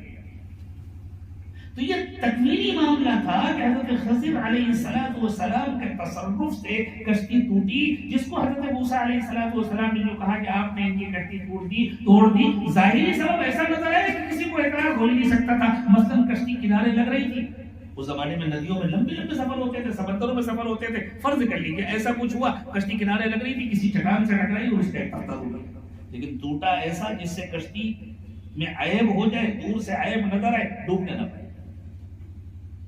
تو کشتی والوں نے کیا سمجھا، اوہ غلطی ہو گئی ہم سے، ہم یہاں لگا رہے تھے، تھوڑا آگے بڑھا کے لگانا چاہیے تھا، اتنی بڑی چٹان تھی ہمیں خیال نہیں تھا، تختہ ٹوٹ گیا، چلو ہو گیا جو ہونا تھا۔ انہوں نے تو صبر کر لیا۔ حضرت موسیٰ علیہ السلام نے دیکھا یہ ڈرائیور تو یہ ہیں، ان کے تصرف سے ہوا ہے، ان کی یہ ہے توجہ اور تصرف۔ انہوں نے جو توجہ کیا، کسی کام کو کرنے کا ارادہ کرنا یہ توجہ ہے، اور اس کا جو نتیجہ ہے وہ تصرف ہے۔ تو یہ حضرت خضر علیہ السلام کی توجہ اور تصرف کا نتیجہ تھا کہ وہ کشتی ٹوٹ گئی، اس لیے کشتی والوں کو کوئی اعتراض نہیں ہوا، صرف حضرت موسیٰ علیہ السلام کو اعتراض۔ گاؤں میں گئے، بچے کو قتل کر دیا، حضرت موسیٰ کو شکایت ہوئی، بچے کے ماں باپ کو کیوں شکایت نہیں ہوئی؟ انہوں نے کیوں نہیں کہا یا تو ہمارے بچے کو زندہ کرو ورنہ ہم قصاص میں تمہیں قتل کریں گے ورنہ تمہیں گرفتار کریں گے؟ انہوں نے کوئی سوال نہیں کیا. کیوں؟ اس لیے کہ حضرت موسیٰ علیہ السلام کو اللہ تعالیٰ نے کشف کی نگاہوں سے دکھایا کہ یہ بچہ مرا ہے ان کے تصرف کے نتیجے میں. بچہ تو اس طرح مرا ہوگا، فرض کر لیجیے بارش کا زمانہ تھا، جامن کے پیڑ میں بچہ چڑھا ہوا تھا، جامن توڑنے کے لیے پیر پھسل گیا، نیچے گر گیا، مر گیا. اب کسی کو کیا معلوم کہ کس کے تصرف کے نتیجے میں گرا؟ یا بچے کھیل رہے تھے، دوڑ رہا تھا، کسی پتھر سے ٹکرایا، گرا، سب پھٹ گیا، مر گیا؟ ایسا کوئی واقعہ ہوا؟ دنیا میں جتنے واقعات ہوتے ہیں ان سب کے پیچھے اصحاب تصرف کے تصرف کام کر رہے ہوتے ہیں، ایک تکوینی نظام ہے جو کام کر رہا ہوتا ہے. یہ اشارہ تو مل گیا. اسی طرح حضرت خضر نے اور حضرت موسیٰ علیہ السلام نے کھڑے ہو کر دیوار نہیں بنائی تھی، انہوں نے قیام کیا جب تک دیوار بن نہ جائے اس وقت تک ہم رکیں گے. دیوار تو ان بچوں نے مزدوروں کو لا کر کے خود بنوایا، لیکن حضرت موسیٰ علیہ السلام دیکھ رہے تھے یہ حضرت ہے جو بنوا رہے ہیں، یہ کرنے کو یہ اصل ہے. اور اس کو اور آگے بڑھ کر سمجھنا ہے. کوئی کہے صاحب یہ تفصیل تو قرآن میں نہیں ہے. ٹھیک، اس وقت روشنی ہو رہی نا، یہ تھوڑی دیر کے لیے کرنٹ چلا گیا تو روشنی ختم ہو گئی تھی. روشنی کہاں سے ہو رہی ہے؟ یہ بلب سے روشنی ہو رہی ہے نا. لیکن یہ بتلاؤ ایمانداری سے یہ روشنی بلب سے ہوتی ہے یا اللہ کے حکم سے ہوتی ہے؟ اللہ کے حکم سے ہوتی ہے. خود اللہ تعالیٰ نے کیا کہا؟ صرف عرش کے لیے نہیں، صرف آسمانوں کے لیے نہیں، زمین کے سلسلے میں اللہ نے فرمایا اللہ نور السماوات والارض. آسمان میں جتنی روشنی ہوتی ہے وہ اللہ کی ہے، زمین میں جتنی روشنی ہوتی ہے وہ اللہ کی. ہمیں تو نظر آتا ہے سورج سے روشنی ہوتی ہے، ہمیں تو نظر آتا ہے بلب سے روشنی ہوتی ہے، یعنی حقیقت میں وہ اللہ کی روشنی ہے، اللہ کے حکم سے ہوتی ہے. لیکن اللہ تعالیٰ نے دنیا کو دارالاسباب بنایا ہے، اس لیے عالم خلق میں اللہ نے اس کے الگ اسباب پیدا کیے ہیں. عالم امر میں کسی سبب کی ضرورت نہیں ہے، وہاں اللہ کی ذات ضرورت ہے.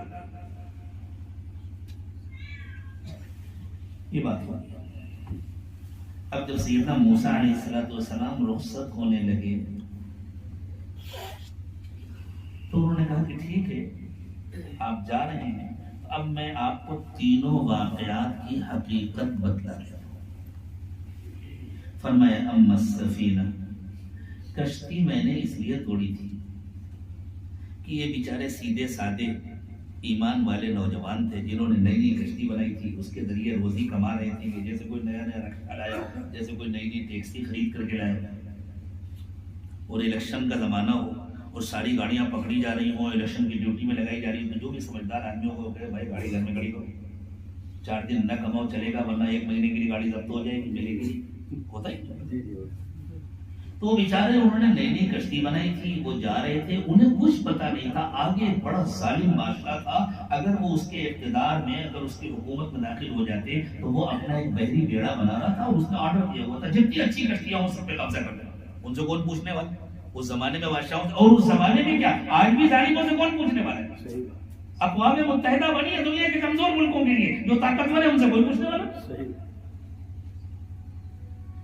لیکن شاہی بیڑے میں کوئی ٹوٹی ہوئی کشتی تو نہیں شامل کی جائے. تو حضرت خضر نے فرمایا کہ اصل میں ان بچوں کو نقصان نہیں پہنچانا چاہتا تھا، ان کو نقصان سے بچانا چاہتا تھا. اس لیے میں نے ایسا تختہ توڑ دیا جس سے کشتی عائدگار نظر آئے لیکن اس کو کوئی نقصان نہ ہو، وہ ڈوبنے نہ پائے، ان کی روزی روٹی چلتی رہے گی. جب وہاں جائے گی کشتی اور وہاں اس کے بادشاہ کے جو کارندے ہیں، بادشاہ کے جو فوجی ہیں، وہ دیکھیں گے کہ نہیں یہ ہمارے کام کے نہیں، یہ ٹوٹی ہوئی کشتی اس کو چھوڑ دو، اس طرح کی کشتی بن جائے گی. دوسرا واقعہ انہوں نے بتلایا کہ اصل میں وہ جو بچہ تھا نا وہ بڑے ہو کر اچھا انسان نہ بنتا اور اس کی محبت میں ماں باپ بھی گمراہ ہو جاتے. اب جب چلا گیا، مر گیا، وہ تو بچپن میں مر گیا تو وہ جہنم میں جانے سے بچ گیا. اس کے ماں باپ صبر کریں گے، ان کو اجر ملے گا. پھر اللہ تعالیٰ ان کو ان کے صبر کے نتیجے میں دوسرا بیٹا عطا فرمائیں گے، وہ نیک و صالح ہوگا، وہ متقی و پرہیزگار ہوگا اور اس کے وہ اپنے ماں باپ کے لیے صدقہ جاریہ بنے گا. تیسری بات یہ بتائی کہ اصل میں جس گاؤں میں وہ دیوار تھی جس کو میں نے ٹھہر کر کے اپنی توجہ سے بنوایا، جس کو حضرت موسیٰ نے کہا کہ حضرت آپ نے بنایا، اور مفسرین نے بھی یہ کہا کہ انہوں نے بنایا، اس گھر میں یتیم بچے رہتے تھے. ان کا باپ بیچارہ بڑا نیک و متقی آدمی تھا. اب وہ سگا باپ ہو یا دادا ہو یا پردادا ہو، جیسے مفسرین کے الگ الگ اقوال ہیں، لیکن بہرحال ان کے اوپر ان کے سرپرستوں میں ایک بڑا نیک و متقی آدمی تھا، اس نے یہاں کچھ خزانہ جمع کیا تھا۔ گاؤں والوں کا حال تم نے دیکھ لیا، یہ کتنے نالائق، یہ گھر گرنے والے، ابھی یہ بچے کمزور تھے، اگر یہ گھر گر جاتا اور خزانہ نکل آتا تو گاؤں والے آ کر کے لوٹ لیتے، یہ اس کی حفاظت نہ کر پاتے۔ میں نے گھر اس لیے بنوا دیا، انہی کے دل میں ڈالا، اور ان لوگوں نے آپس میں مشورہ کیا، بھائی ایسا کرتے ہیں ابھی دیوار کی ریپیئرنگ کر لیتے ہیں، جیسا تیسا وہ چلاتے ہیں، جب بڑے ہوں گے کمائیں گے تو پھر اپنے گھر بنائیں گے۔ تو انہوں نے دیوار کی ریپیئرنگ کر لی، میں نے نگرانی کر کے اس کی ریپیئرنگ کرائی، میں توجہ ڈالتا رہا، وہ گئے مزدور لے کر کے آئے، انہوں نے کام کرایا۔ یوں ہوتے ہیں تکوینی انتظامات۔ اب جب یہ بچے بڑے ہو جائیں گے، جوان ہو جائیں گے، تو یہ خود پلاننگ کریں گے اپنا گھر گرانے کی اور نیا گھر بنانے کی، اور جب وہ پوری پلاننگ کے ساتھ گھر گرائیں گے اور دیوار کھودیں گے، بنیاد کھودیں گے، تو ان کو وہ خزانہ مل جائے گا، اس خزانے سے وہ اپنا گھر بھی بنائیں گے، اس خزانے سے وہ اپنی شادی بھی کریں گے، وہ اس خزانے سے اپنا کاروبار بھی کریں گے، وہ زمین جائیداد بھی خریدیں گے، جہاں ان کو استعمال کرنا ہے وہاں استعمال کریں گے، وہ مضبوط ہوں گے، کوئی ان سے چھین نہیں پائے گا۔ یہ 3 واقعات ہیں جن کو بیان کیا۔ اس وقت جو مجھے آپ کو سنانا ہے وہ اس سے آگے کی بات ہے۔ حضرت خضر علیہ السلام نے جب پہلا واقعہ بیان کیا تو فرمایا اما السفینہ، الفاظ پر غور کریں علماء، میں ہر لفظ کا ترجمہ نہیں کروں، فکانت لمساکین یعملون فی البحر، یہ سمندر میں کشتی چلا کر کے کمانے والے چند غریب بچوں کی کشتی تھی۔ فاردت ان اعیبها، اردت ان اعیبها، واحد متکلم کا صیغہ ہے، میرے دل میں آیا کہ میں اس کا کچھ نقصان کروں، میرے دل میں آیا کہ میں اس میں کوئی ایسا عیب پیدا کر دوں جس کی وجہ سے ان کی کمائی میں کمی نہ آئے لیکن کشتی محفوظ ہو۔ آپ غور کریں، واحد متکلم کا صیغہ۔ دوسرا واقعہ بیان کیا، وَأَمَّا الْغُلَامُ فَكَانَ أَبَوَاهُ مُؤْمِنَيْنِ، وہ جو بچہ تھا جس کو میں نے مار دیا، اس کے ماں باپ کامل ایمان والے تھے۔ پچھلا جو بیان تھا فَأَرَدْتُ أَنْ أَعِيبَهَا، کیا اس کا یہ تقاضا نہیں تھا کہ وہ کہتے فَخَشِيتُ أَنْ يُرْهِقَهُمَا طُغْيَانًا وَكُفْرًا فَأَرَدْتُ أَنْ يُبْدِلَهُمَا رَبُّهُمَا خَيْرًا مِنْهُ زَكَاةً وَأَقْرَبَ رُحْمًا، اس کا تو یہی تقاضا تھا۔ وہاں اردت کہا تھا تو یہاں بھی خشیتو کہتے، وہاں واحد متکلم کا صیغہ تھا تو یہاں بھی واحد متکلم کا صیغہ ہوتا، لیکن یہاں جمع متکلم کا صیغہ آ گیا فخشینا ان یرهقهما، پہلے بیان سے فاردت ان یبدلهما، فاردت ان اعیبها، اس بیان سے معلوم ہوا کہ یہ کام تنہا حضرت خضر کا ہے، یہی معلوم ہوا نا، تنہا انہوں نے یہ کیا تو انہوں نے۔ دوسرا جو بیان ہے اس سے معلوم ہوا کہ نہیں یہ حضرت تنہا نہیں ہے، ان کے ساتھ کوئی پوری جماعت ہے، جس جماعت کی طرف اشارہ کر کے کہہ رہے ہیں فخشینا ان یرهقهما طغیانا وکفرا، ہمیں ڈر لگا کہ کہیں بچہ بڑا ہو اور اس کی وجہ سے ماں باپ بھی نہ بگڑ جائیں، فاردنا ان یبدلهما ربهما خیرا منه زکاة واقرب رحما، تو ہم لوگوں نے یہ فیصلہ کیا۔ کون لوگ؟ کون؟ دوسرا تو کوئی تھا نہیں، حضرت موسیٰ علیہ السلام حضرت خضر کے ساتھ تھے، معلوم ہوا ایک پوری جماعت ہے جس کے یہ سردار ہیں، وہ جماعت دنیا میں جہاں جہاں بھی ہے اس کے جو بھی فیصلے ہوتے ہیں وہ آپس کے مشورے سے ہوتے ہیں، اس جماعت نے مشورہ کر کے یہ فیصلہ کیا، ہاں اس کام کو انجام دینا تھا ان حضرت، معلوم ہوگی کہ نہیں؟ چلیں اگلے بیان، دیوار کا تذکرہ کیا تو فرمایا وَأَمَّا الْجِدَارُ فَكَانَ لِغُلَامَيْنِ يَتِيمَيْنِ فِي الْمَدِينَةِ وَكَانَ تَحْتَهُ كَنْزٌ لَهُمَا وَكَانَ أَبُوهُمَا صَالِحًا، دیوار کی پوری کہانی سنا دی، یتیم بچوں کی دیوار تھی، باپ ان کا بہت نیک آدمی تھا، پچھلے جو 2 سیغے گزرے ان کا کیا تقاضا تھا، اردت کا تقاضا تھا کہ یوں کہتے فَأَرَدْتُ أَن يَبْلُغَا أَشُدَّهُمَا، اردنا کا تقاضا یہ تھا کہ وہ جو کہتے ہماری جماعت نے یہ طے کیا فَأَرَدْنَا أَن يَبْلُغَا أَشُدَّهُمَا، لیکن یہاں بالکل تیسری تعبیر ہے، فرمایا فَأَرَادَ رَبُّكَ أَن يَبْلُغَا أَشُدَّهُمَا وَيَسْتَخْرِجَا كَنزَهُمَا، آپ کے رب نے یہ چاہا کہ جب یہ جوان ہو جائیں تو اپنا خزانہ خود نکالے تو یہ اردت خشینا اراد ربک، ان تینوں کو جوڑو تو نتیجہ کیا نکلا؟ حضرت خضر اکیلے نہیں ہیں، ان کے ساتھ پوری جماعت ہے.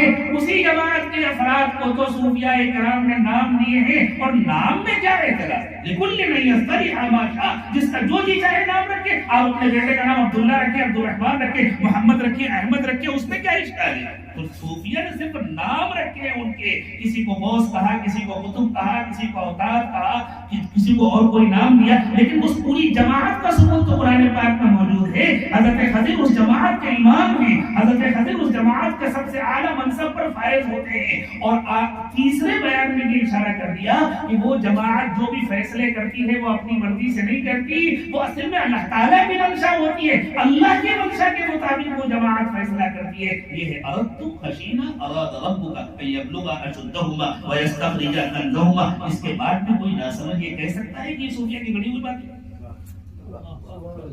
ہم اس کے سوا اور کیا کہہ سکتے ہیں کہ بھائی صوفیہ پر الزام لگانے سے پہلے ذرا قرآن پاک کو غور سے پڑھ لو، ذرا احادیث مبارکہ میں غور کر لو، انشاءاللہ ساری حقیقت کھل جائے گی. اسی طرح یہ جو بات ہمارے بزرگوں نے فرمائی کہ پھر جب ان لطائف کا سفر ہوتا ہے، لطیفہ روح، لطیفہ قلب، لطیفہ روح، لطیفہ سر، لطیفہ خفی، لطیفہ یخفا، جب ان لطائف کا سفر ہوتا ہے اور ان میں نور آتا ہے، اور ان کا نور تمام مادی اجزاء میں آتا ہے، ان کا نور نفس کے اندر آتا ہے. یقینی بات ہے جب روح منور ہوگی تو نفس خود بخود منور ہو جائے گا، ان دونوں کو الگ الگ نہیں کیا جا سکتا. اور سارے مادی اجزاء منور ہو جاتے ہیں تو پھر پورا وجود منور ہو جاتا ہے. اب آئیے اس کو تلاش کریں. اللہ تعالیٰ نے قرآن پاک میں بیان فرمایا، ارشاد فرمایا یا ایھا الذین آمنوا توبوا الی اللہ توبۃ نصوحا.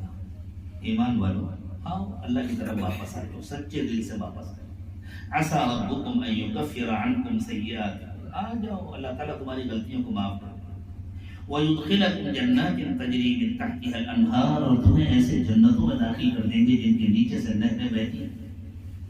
يَوْمَ لَا يُخْزِي اللَّهُ النَّبِيَّ وَالَّذِينَ آمَنُوا مَعَهُ، جس دن اللہ تعالیٰ پیغمبر کو رسوا نہیں کریں گے اور جو ایمان لا کر پیغمبر کے ساتھی بن گئے، یعنی پیغمبر علیہ السلام سے جڑ گئے، ڈائریکٹ جڑ گئے جیسے صحابہ کرام جڑے تھے، یا انڈائریکٹ جڑے جیسے تابعین جڑے تھے صحابہ کے واسطے سے، جیسے تبع تابعین جڑے تابعین اور صحابہ کے واسطے سے، جیسے ان کے بعد والے جڑے ان کے اوپر کے واسطوں سے، اور جیسے ہم اور آپ جڑے ہوئے ہیں 40 42 43 واسطوں سے. لیکن جو جڑ گئے نبی اکرم صلی اللہ علیہ وسلم سے اور جن کو نور مل گیا، جس نور کو بانٹنے کے لیے رسول اکرم صلی اللہ علیہ وسلم تشریف لائے تھے، ان کو اللہ تعالیٰ قیامت کے دن رسوا نہیں کریں گے. آگے فرمایا نورہم یسعی بین ایدیہم وبایمانہم، ان کا نور ان کے آگے آگے چلے گا اور ان کی دائیں طرف چلے گا. پھر فرمایا ایمان والے ہیں نا، ان کو اس نور کو بڑھانے کی ہمیشہ فکر رہتی ہے. اس نور کی ابتدا ہوتی ہے قلب سے، لیکن پھر یہ پورے وجود میں پھیلتا ہے، پھر وجود سے باہر بھی آتا ہے.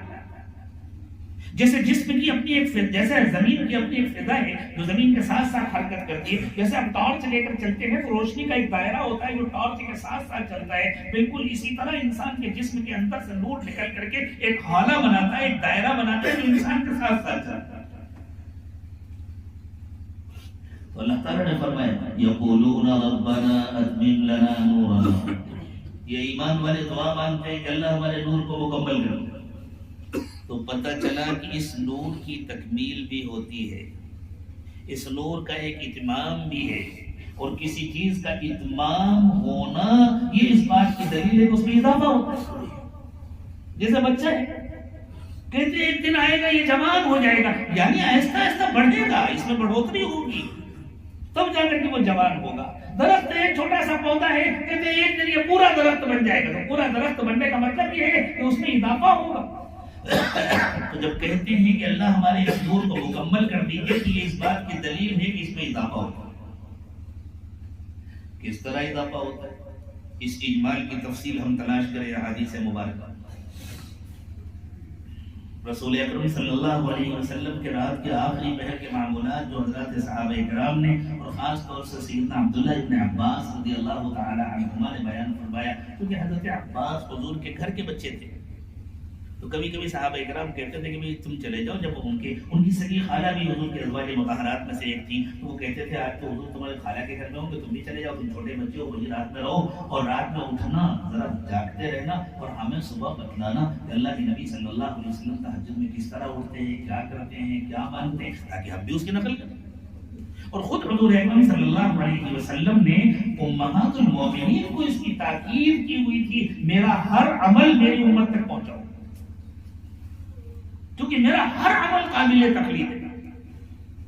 حضرت عبداللہ ابن عباس فرماتے ہیں کہ میں نے دیکھا اللہ کے نبی صلی اللہ علیہ وسلم اٹھے، آپ نے نماز پڑھی اور پھر آپ نے اللہ تعالیٰ سے دعا مانگنی شروع کی۔ مختلف صحابہ کے مختلف روایات میں حضور اکرم صلی اللہ علیہ وسلم نے تہجد میں اللہ تعالیٰ سے کس طرح نور مانگا ہے، اس کو جب محدثین نے جمع کیا تو تقریباً 17 طریقوں سے مانگا ہے۔ ہو سکتا ہے کچھ جملے آگے پیچھے ہو جائے، لیکن کس طرح مانگتے تھے اللہ کے نبی صلی اللہ علیہ وسلم وہ میں آپ کو سنا رہا ہوں۔ حضور اکرم صلی اللہ علیہ وسلم فرماتے تھے اللہم اجعل فی قبری نورا، اللہ میرے قبر کو روشن کر دیجیے۔ اور قبر کیسے روشن ہوگی؟ قبر دل کے نور سے روشن ہوگی، جو روشن وجود لے کر جائے گا اس کی قبر روشن ہوگی، جس کا نفس روشن ہوگا اس کی قبر روشن ہوگی، جس کا نفس تاریک ہوگا اس کی قبر بھی تاریک۔ قبر میں تو نفس جائے گا، جس کو تو سڑ کر ختم ہو جائے گا۔ تو فرماتے تھے اللہم اجعل فی قبری نورا۔ اب اس کے بعد میں سارے الفاظ کا ترجمہ نہیں کروں گا، بات بہت لمبی ہو رہی ہے، علماء کا مجمع ہے، علماء غور کریں۔ پھر فرماتے تھے وفی قلبی نورا وفی بصری نورا وفی سمعی نورا وفی لسانی نورا وفی عصبی نورا وفی لحمی نورا وفی عصبی نورا۔ اللہ میرے رگوں میں، میرے اعصاب میں بھی نور پیدا کر دیجیے، میری ہڈی میں نور پیدا کر دیجیے، میرے گوشت میں نور پیدا کر دیجیے۔ وفی جلدی نورا، اللہ میری کھال کو بھی روشن کر دیجیے۔ وفی بشری نورا، اللہ میری کھال کو روشن کر دیجیے۔ وفی بال کے لیے بھی حضور مانگتے تھے کہ اللہ میرے بالوں کو بھی روشن کر دیجیے۔ پھر فرماتے تھے اللہم اجعل لی نورا، اللہم اجعل لی نورا، اللہم اجعل عن یمینی نورا وعن شمالی نورا ومن امامی نورا ومن خلفی نورا ومن فوقی نورا ومن تحتی نورا۔ اللہ میری دائیں طرف، میرے بائیں طرف، میرے آگے، میرے پیچھے، میرے اوپر، میرے نیچے، اور اس کے بعد بھی فرماتے تھے اللہم اعظم لی نورا، اللہم اجعلنی نورا، اللہ میرے نور کو اور بڑھا دیجیے، اللہ مجھے مکمل نور بنا۔ یہ جو ہمارے بعض بھائی لوگوں نے نور و بشر کی بحث چھیڑ رکھی ہے، اور ہمارے نوجوان علماء بڑے شوق سے اس پر خوب مناظرے کرتے ہیں، خوب مباحثے کرتے ہیں کہ اللہ کے نبی صلی اللہ علیہ وسلم نور تھے یا بشر تھے۔ حضور اکرم صلی اللہ علیہ وسلم نور مجسم تھے۔ دارالعلوم دیوبند کے کسی فارغ کی زبان سے یہ سننے کی توقع شاید آپ کو نہیں رہی ہوگی۔ حضور اکرم صلی اللہ علیہ وسلم نور مجسم تھے، لیکن آپ کی بشریت کا کون انکار کر سکتا ہے؟ آپ کو اللہ تعالیٰ نے اپنے قرب کے وہ اعلیٰ مقام عطا فرمایا تھا کہ آپ مکمل نور تھے، اور آپ اسی کی تمنا کرتے تھے، یہی اللہ سے مانگتے تھے، اور اللہ کا ہر نیک اور مقبول بندہ، اللہ کے قرب کو حاصل کرنے والا ہر بندہ نور مجسم ہوتا ہے، اگرچہ وہ دیکھنے میں جسم نظر آتا ہے، ایک انسان ہے، لیکن جس کو اللہ تعالیٰ نے کشف کی آنکھیں دی ہوتی ہیں اسے اس کا نور نظر آتا ہے۔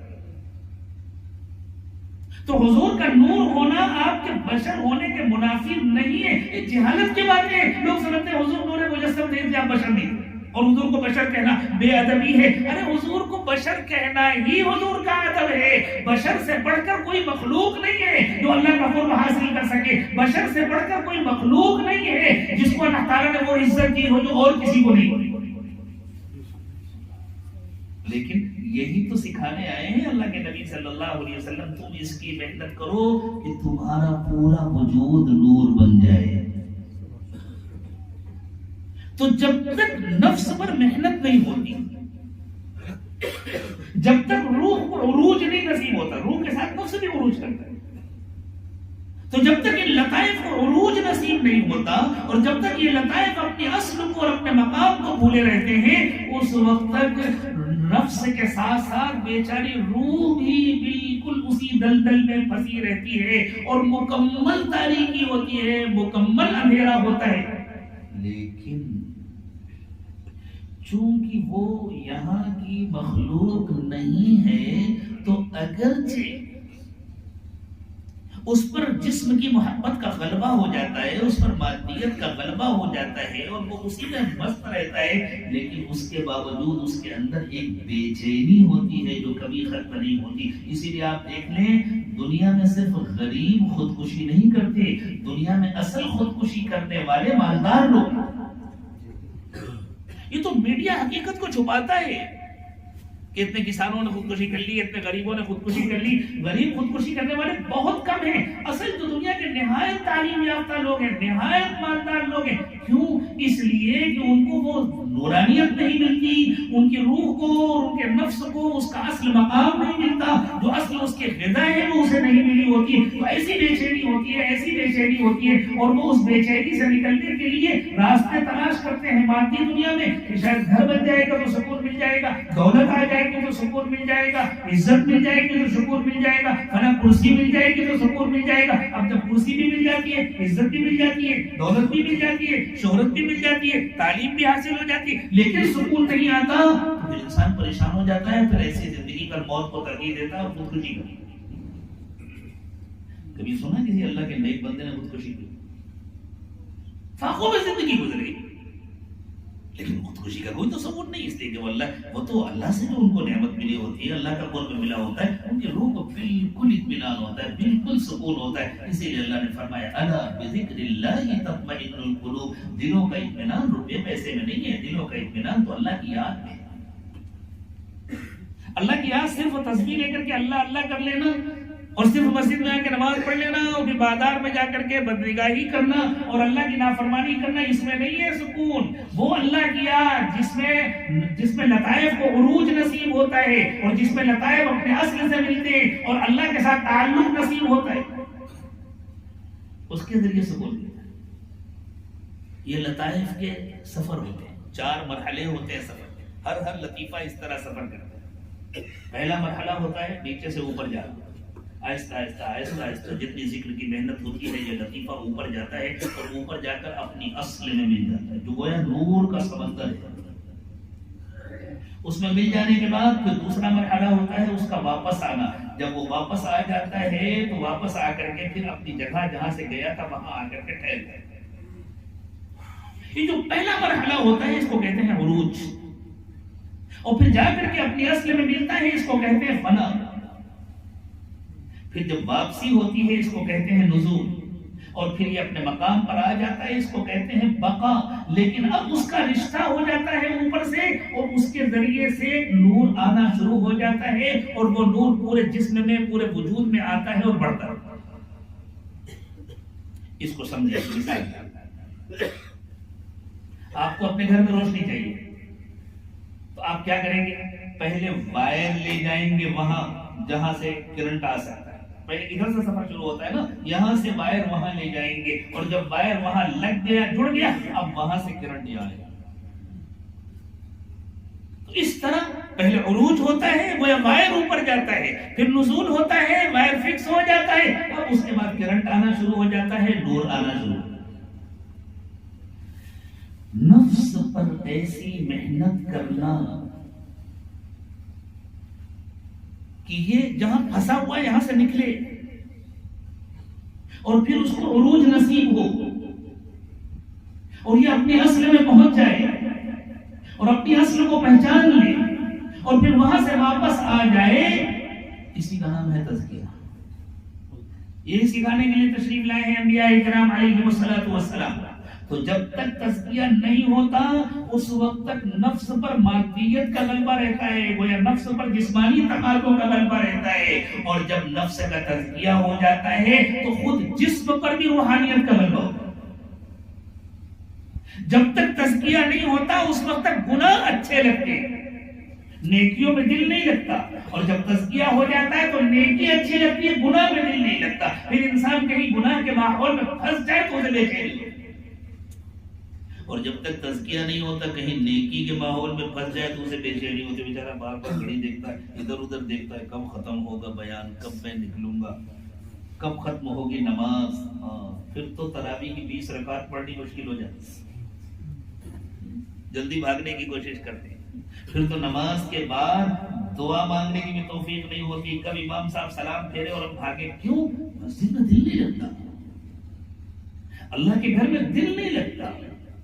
اور جب اس کا تزکیہ ہو جاتا ہے تو پھر مسجد سے نکلنے کا دل نہیں چاہتا، پھر تو اللہ تعالیٰ کو حکم دینا پڑتا ہے فَإِذَا قُضِيَتِ الصَّلَاةُ فَانتَشِرُوا فِي الْأَرْضِ وَابْتَغُوا مِن فَضْلِ اللَّهِ. چلو بھائی ہر وقت مسجد میں مت بیٹھے رہو، جاؤ جاؤ بازار جاؤ، کچھ کام کرو، جب دوبارہ ہم بلائیں گے تو پھر بندہ کہتا ٹھیک ہے اللہ آپ کا حکم ہے تو جا رہے ہیں، لیکن جب آپ بلائیں گے تو میں فوراً آ جاؤں. ہاں جب بلاؤں گا تو آ جانا. پھر جب اذان ہوتی ہے تو وہ سب کچھ بھول کر کے مسجد کی طرف دوڑتا ہے.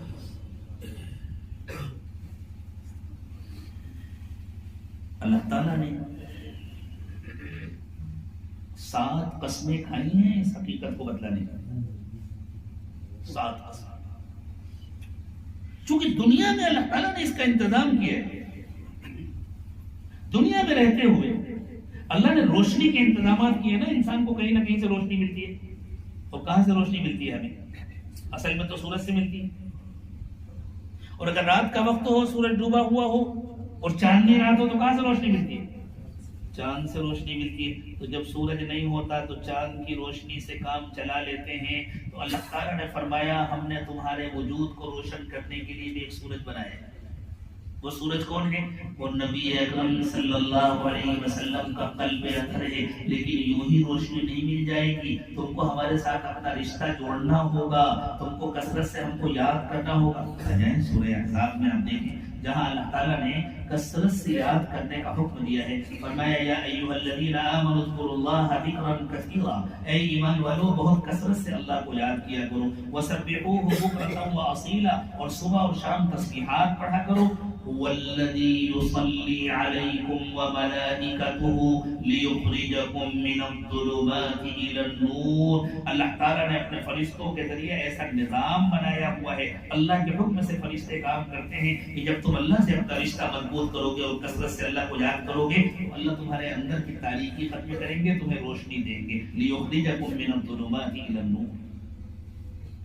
یہ روشنی تمہیں کہاں سے ملے؟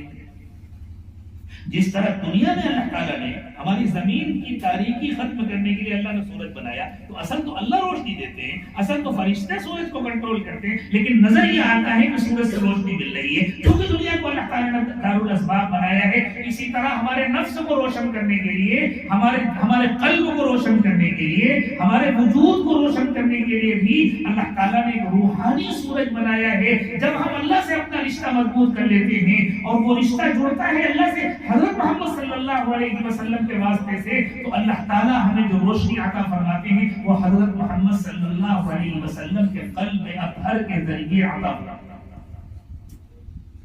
یہ بات بھی قرآن پاک میں لکھی ہے اور یہیں قریب میں لکھی ہوئی ہے. یا ایھا النبی، ایک آیت کے بعد درمیان کی ایک آیت ہے تحیتہم یوم یلقونہ سلام واعد لهم اجرا کریما. اس کے بعد فرمایا یا ایھا النبی انا ارسلناک شاہدا ومبشرا ونذیرا. اے نبی صلی اللہ علیہ وسلم، ہم نے آپ کو شاہد، آپ گواہ ہیں. کس نے آپ سے فائدہ اٹھایا، کس نے نہیں اٹھایا، قیامت کی دن آپ گواہی دیں. جس کے لیے آپ گواہی دیں گے کہ اس نے مجھ سے روشنی حاصل کی تھی، اس نے مجھ سے فائدہ اٹھایا تھا، ہم آپ کے ساتھ اس کو جنت میں بھیجیں گے. اور جس کے لیے آپ گواہی دیں گے کہ اس نے مجھ سے فائدہ نہیں اٹھایا تھا، آپ اسے جہنم میں. پھر آپ کیا کرتے ہیں؟ وَمُبَشِّرًا وَنَذِيرًا، جو آپ کا کہنا مانتا ہے آپ اسے خوشخبری سناتے ہیں، تم کامیاب ہو گئے. تمہاری دنیا کی زندگی بھی کامیاب ہو گئی، تم آخرت میں بھی کامیاب ہو گئے. اور جو آپ کا کہنا نہیں مانتا آپ اس کو ڈراتے ہیں، تم پر دنیا میں بھی اللہ کا عذاب ہے اور تم کو آخرت میں تو سخت عذاب بھگتنا پڑے. وَدَاعِيًا إِلَى اللَّهِ بِإِذْنِهِ، اور آپ اللہ کی طرف بلاتے ہیں اللہ کی اذن سے. یہ جو ہمارے بزرگوں کے یہاں اجازت ہے نا، اجازت کہتے ہیں فلاں بزرگ کے مجاز ہے، مجاز تو حقیقت کے مقابلے میں ایک حقیقت ہے. اگر علماء کو اچھا لگا ہو یہ جملہ، مجاز حقیقت کے مقابلے میں ایک حقیقت، یہ مجاز ہے لفظ، اس میں مفعول ہے اجازت، یہ جو بزرگوں کی طرف سے اجازت ہوتی ہے، یہ اجازت بھی سنت اللہ کا ایک حصہ ہے۔ اللہ تعالیٰ نے رسول اکرم صلی اللہ علیہ وسلم کے بارے میں ارشاد فرمایا کہ آپ اپنا جو کام کر رہے ہیں وہ اللہ کی اذن سے کر رہے ہیں، اللہ کی اجازت سے کر رہے ہیں۔ صحابہ کرام نے جو کام کیا وہ آپ کی اجازت سے کیا، تابعین نے جو کام کیا وہ صحابہ کی اجازت سے کیا۔ یہ اجازت کا ایک سلسلہ ہے جو چلا آ رہا ہے، قیامت تک باقی ہے۔ اس اجازت کی اپنی برکتیں ہوں، اسی لیے ہمارے محدثین کے یہاں اجازت کی بہت اہمیت ہے، حدیث کی اجازت لیتے ہیں، مفسرین کے تمام سلسلوں میں دین میں اجازت کی بہت اہمیت۔ تو یا وداعی الی اللہ باذنہ، آپ اللہ کی طرف بلاتے ہیں اللہ کی اجازت سے، وسراجا منیرا، اور آپ کو ہم نے روشن چراغ بنایا ہے، یعنی آپ ہدایت کا سورج ہیں۔ یہ جو ہم نے کہا والذی یصلی علیکم وملائکتہ لیخرجکم من الظلمات الی النور، اللہ تعالیٰ جب دنیا کو روشن کرنا چاہتے ہیں تو کیا کرتے ہیں؟ دنیا کو گھما کر کے سورج کے سامنے کر دیتے ہیں۔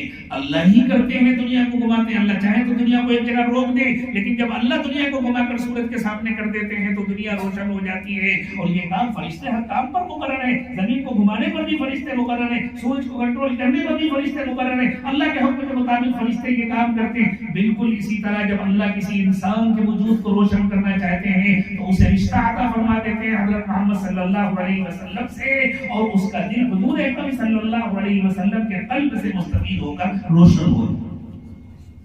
اسی لیے کوئی آدمی زندگی پر اللہ اللہ کرتا رہے اور اپنا رشتہ نہ جوڑے نبی اکرم صلی اللہ علیہ وسلم سے اسے کچھ ملنے والا نہیں ہے۔ جیسے کوئی آدمی تسبیح لے کر روشنی روشنی روشنی روشنی کرتا رہے اور گھر کی کھڑکیاں بند کر رکھی ہو، پردے ڈال رکھے ہو، سورج کی روشنی کو اندر آنے کی اجازت دے دے تو اس کا کمرہ کبھی روشن نہیں ہوگا۔ روشنی کی تسبیح پڑھنے سے روشن نہیں ہوگا، روشنی کے اسباب اختیار کرنے پڑیں گے۔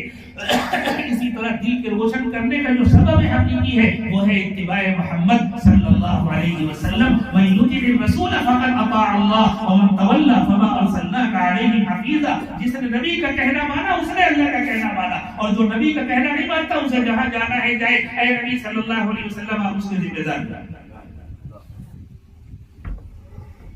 ہدایت کا سورج حضرت محمد صلی اللہ علیہ وسلم۔ اب محمد صلی اللہ علیہ وسلم تو اپنی عمر طبیعی گزار کر چلے گئے تو روشنی کہاں سے ملے گی؟ آپ ہی کی ملے گی، لیکن چاند کے ذریعے ملے گی۔ چاند میں جو روشنی ہوتی ہے وہ کہاں سے آتی ہے؟ چاند میں اپنی ذات سے کوئی روشنی نہیں ہے۔ چاند میں جو روشنی ہوتی ہے وہ سورج کے روشنی کا انعکاس ہوتا ہے۔ بالکل اسی طرح امت میں جس کا بھی دل روشن ہوتا ہے اس کے اپنی ذات میں کوئی روشنی نہیں ہوتی، وہ اصل میں حضرت محمد صلی اللہ علیہ وسلم کے قلب کا انعکاس ہوتا ہے۔ اس لیے اللہ تعالیٰ نے تسلی دی ہے اگر تم اپنے وجود کو روشن کرنا چاہتے ہو تو اس کا ماتم مت کرو کہ ہمارے درمیان تو حضرت محمد صلی اللہ علیہ وسلم نہیں رہے، یہ نعمت صحابہ کو ملے ہمیں نہیں مل سکتی۔ نہیں، حضور کے وارثین تو موجود ہیں، ان کے ذریعے تم کو وہی روشنی ملے گی جو صحابہ کرام کو رسول اکرم صلی اللہ علیہ وسلم کی ملی۔ والشمس وضحاها، سورج کی قسم اور اس کی تیز روشنی، دوپہر کی روشنی کی قسم، والقمر اذا تلاها، اور سورج کے ڈوبنے کے بعد جب پیچھے پیچھے چاند آتا ہے چاند کا فرق کی قسم۔ والنهار اذا جلاها، سورج نکلتا ہے تو دن کیسا روشن ہو جاتا ہے۔ واللیل اذا یغشاها، اور اگر سورج سامنے نہ ہو تو رات کیسی تاریک ہو جاتی ہے۔ ہر آدمی کو روشنی کی ضرورت ہے۔ دیکھیں روشنی کی ضرورت ہے، اسی لیے نا رات کے وقت بھی اتنے قمقمے لگائے گئے ہیں، اتنے ٹیوب لائٹ لگائے گئے ہیں، اتنے بلب لگائے گئے ہیں، اس لیے کہ روشنی کی ضرورت ہے۔ تو جس طرح رات کی رات کا اندھیرا تمہیں اچھا نہیں لگتا لیکن یہ اللہ کا بنایا ہوا نظام ہے، اسی طرح اللہ تعالیٰ نے تمہارے من میں بھی دو انتظام کیے ہیں، کبھی روشنی ہوتی ہے کبھی اندھیرا ہوتا ہے۔ اب تم اپنے لیے فیصلہ کرو تمہیں روشنی چاہیے کہ اندھیرا چاہیے۔ پھر جس طرح اللہ تعالیٰ نے آسمان کو بلندی عطا کی ہے اور زمین کو پست بنایا ہے، جانوروں کو اللہ نے زمین کی طرح پست بنایا ہے، اور انسان کو اللہ نے آسمانوں سے بلکہ آسمانوں سے بڑھ کر بلندی دینے کا فیصلہ کیا ہے۔ اب تم طے کرو اپنے لیے کہ تمہیں آسمانوں کی بلندی چاہیے یا زمین کی پستی چاہیے۔ والارض وما طحاها، والسماء وما بناها، آسمان کی قسم اور آسمان کو بنانے والے کی قسم، اور زمین کی قسم اور زمین کو بچھانے والے کی قسم۔ اتنی قسمیں کھانے کے بعد میں یہ نہیں کہہ رہا کہ بس یہی تفسیر ہے ان آیات کریمہ کی. تفسیر تو وہی ہے جو حضرات مفسرین نے لکھا ہے، لیکن قرآن لا تنقضی عجائبہ الی یوم القیامہ جو اصل موضوع ہے وَنَفْسٍ وَمَا سَوَّاهَا فَأَلْهَمَهَا فُجُورَهَا وَتَقْوَاهَا، اس کی مناسبت سے یہ اشارے صاف سمجھ میں آ رہے ہیں. اتنی قسمیں کھانے کے بعد اللہ نے فرمایا اب دیکھو ہم نے نفس کو کیسا بنایا ہے. نفس کو ہم نے ایک ساتھ دو طرح کی صلاحیتیں دی. وہ زمین کی طرح پست بھی ہو سکتا ہے، آسمان کی طرح بلند بھی ہو سکتا ہے. وہ دوپہر کی طرح روشن بھی ہو سکتا ہے، گہری رات کی طرح تاریک بھی ہو سکتا ہے. اب یہ تمہارے اوپر ہے، تم چاہو اپنے نفس کو روشن کر لو، تم چاہو اپنے نفس کو تاریک کر لو. دونوں مزاج ہم نے نفس کو دیے ہیں. تم جیسی محنت کرو گے، اور تمہیں نفس کو تاریک بنانے کے لیے کچھ کرنا نہیں ہے، اس کو اس کے حال میں چھوڑ دو، وہ تاریک ہو جائے گا. لیکن تمہیں نفس کو روشن کرنے کے لیے محنت کرنی پڑے گی. جیسے کسی چیز کو اوپر اٹھانے کے لیے محنت کرنی پڑتی ہے، اوپر سے نیچے گرانے کے لیے محنت نہیں کرنی پڑتی. چھوڑ دو تو خود گر جائے گی. وَنَفْسٍ وَمَا سَوَّاهَا، اس نفس کو اللہ نے ایسا بنایا ہے فَأَلْهَمَهَا فُجُورَهَا وَتَقْوَاهَا کہ اس کا فجور اس کے اندر رکھا ہے. یہ ان بیلٹ پروگرام ہے. جیسے موبائل میں کچھ پروگرام ہوتے ہیں جو باہر سے ڈاؤن لوڈ کیے جاتے ہیں اور کچھ کمپنی کی طرف سے ان بیلٹ آتے ہیں، تو نفس کا یہ ان بیلٹ پروگرام ہے. نفس کے اندر اپنی صلاحیت ہے برا بننے کی، اور نفس کے اندر اپنی صلاحیت ہے اچھا بننے کی. اگر نفس مادے کے اثر کو قبول کر لیتا ہے تو وہ برا بن جاتا ہے، اور اگر نفس روح کے اثر کو قبول کر لیتا ہے تو وہ اچھا بن جاتا ہے. نفس بری چیز نہیں ہے، نفس کا فجور بری چیز ہے. جنت میں تو نفس جائے گا. اللہ تعالیٰ نے نفس کا تذکرہ کیا، ارشاد فرمایا یا ایتھا النفس المطمئنہ ارجعی الی ربک راضیۃ مرضیہ. جس نفس کو اللہ کا تعلق نصیب ہو گیا، جس نفس کو اللہ کی محبت نصیب ہو گئی، اس نفس سے اللہ تعالیٰ فرمائیں گے. اور جب موت کا وقت آتا ہے اس وقت بھی جس نے اپنے دل کو روشن کر لیا، جس نے اپنے وجود کو روشن کر لیا، جس نفس کو اللہ تعالیٰ کی پوری محبت نصیب ہو گئی، اللہ کا تعلق نصیب ہو گیا، جو روشن ہو گیا، اس سے موت کے وقت میں کہا جاتا ہے نفس مطمئنہ ارجعی الی ربک، چلو اپنے رب کی طرف واپس آؤ، راضیۃ مرضیہ. تم ساری زندگی اللہ سے راضی رہے، آج اللہ تم سے راضی ہے. ادخلی فی عبادی، میرے نیک بندوں میں شامل ہو جاؤ. ادخلی جنتی، اور ان کے ساتھ ساتھ جنت. نفس کوئی چیز نہیں ہے. اسی لیے اسلام نے نفس کشی کا تصور نہیں کیا. یہ بیچارے جو حقیقت سے ناواقف ہیں وہ یوں سمجھتے ہیں جب اس نفس کو مار ڈالیں گے تب کام چلے گا. اصل میں ان کو غالباً یہ سکھایا تھا ان کے بڑوں نے، جو وہ بھول گئے ہیں. بھول کی دھول جم گئی ہے ان کی تعلیمات پر.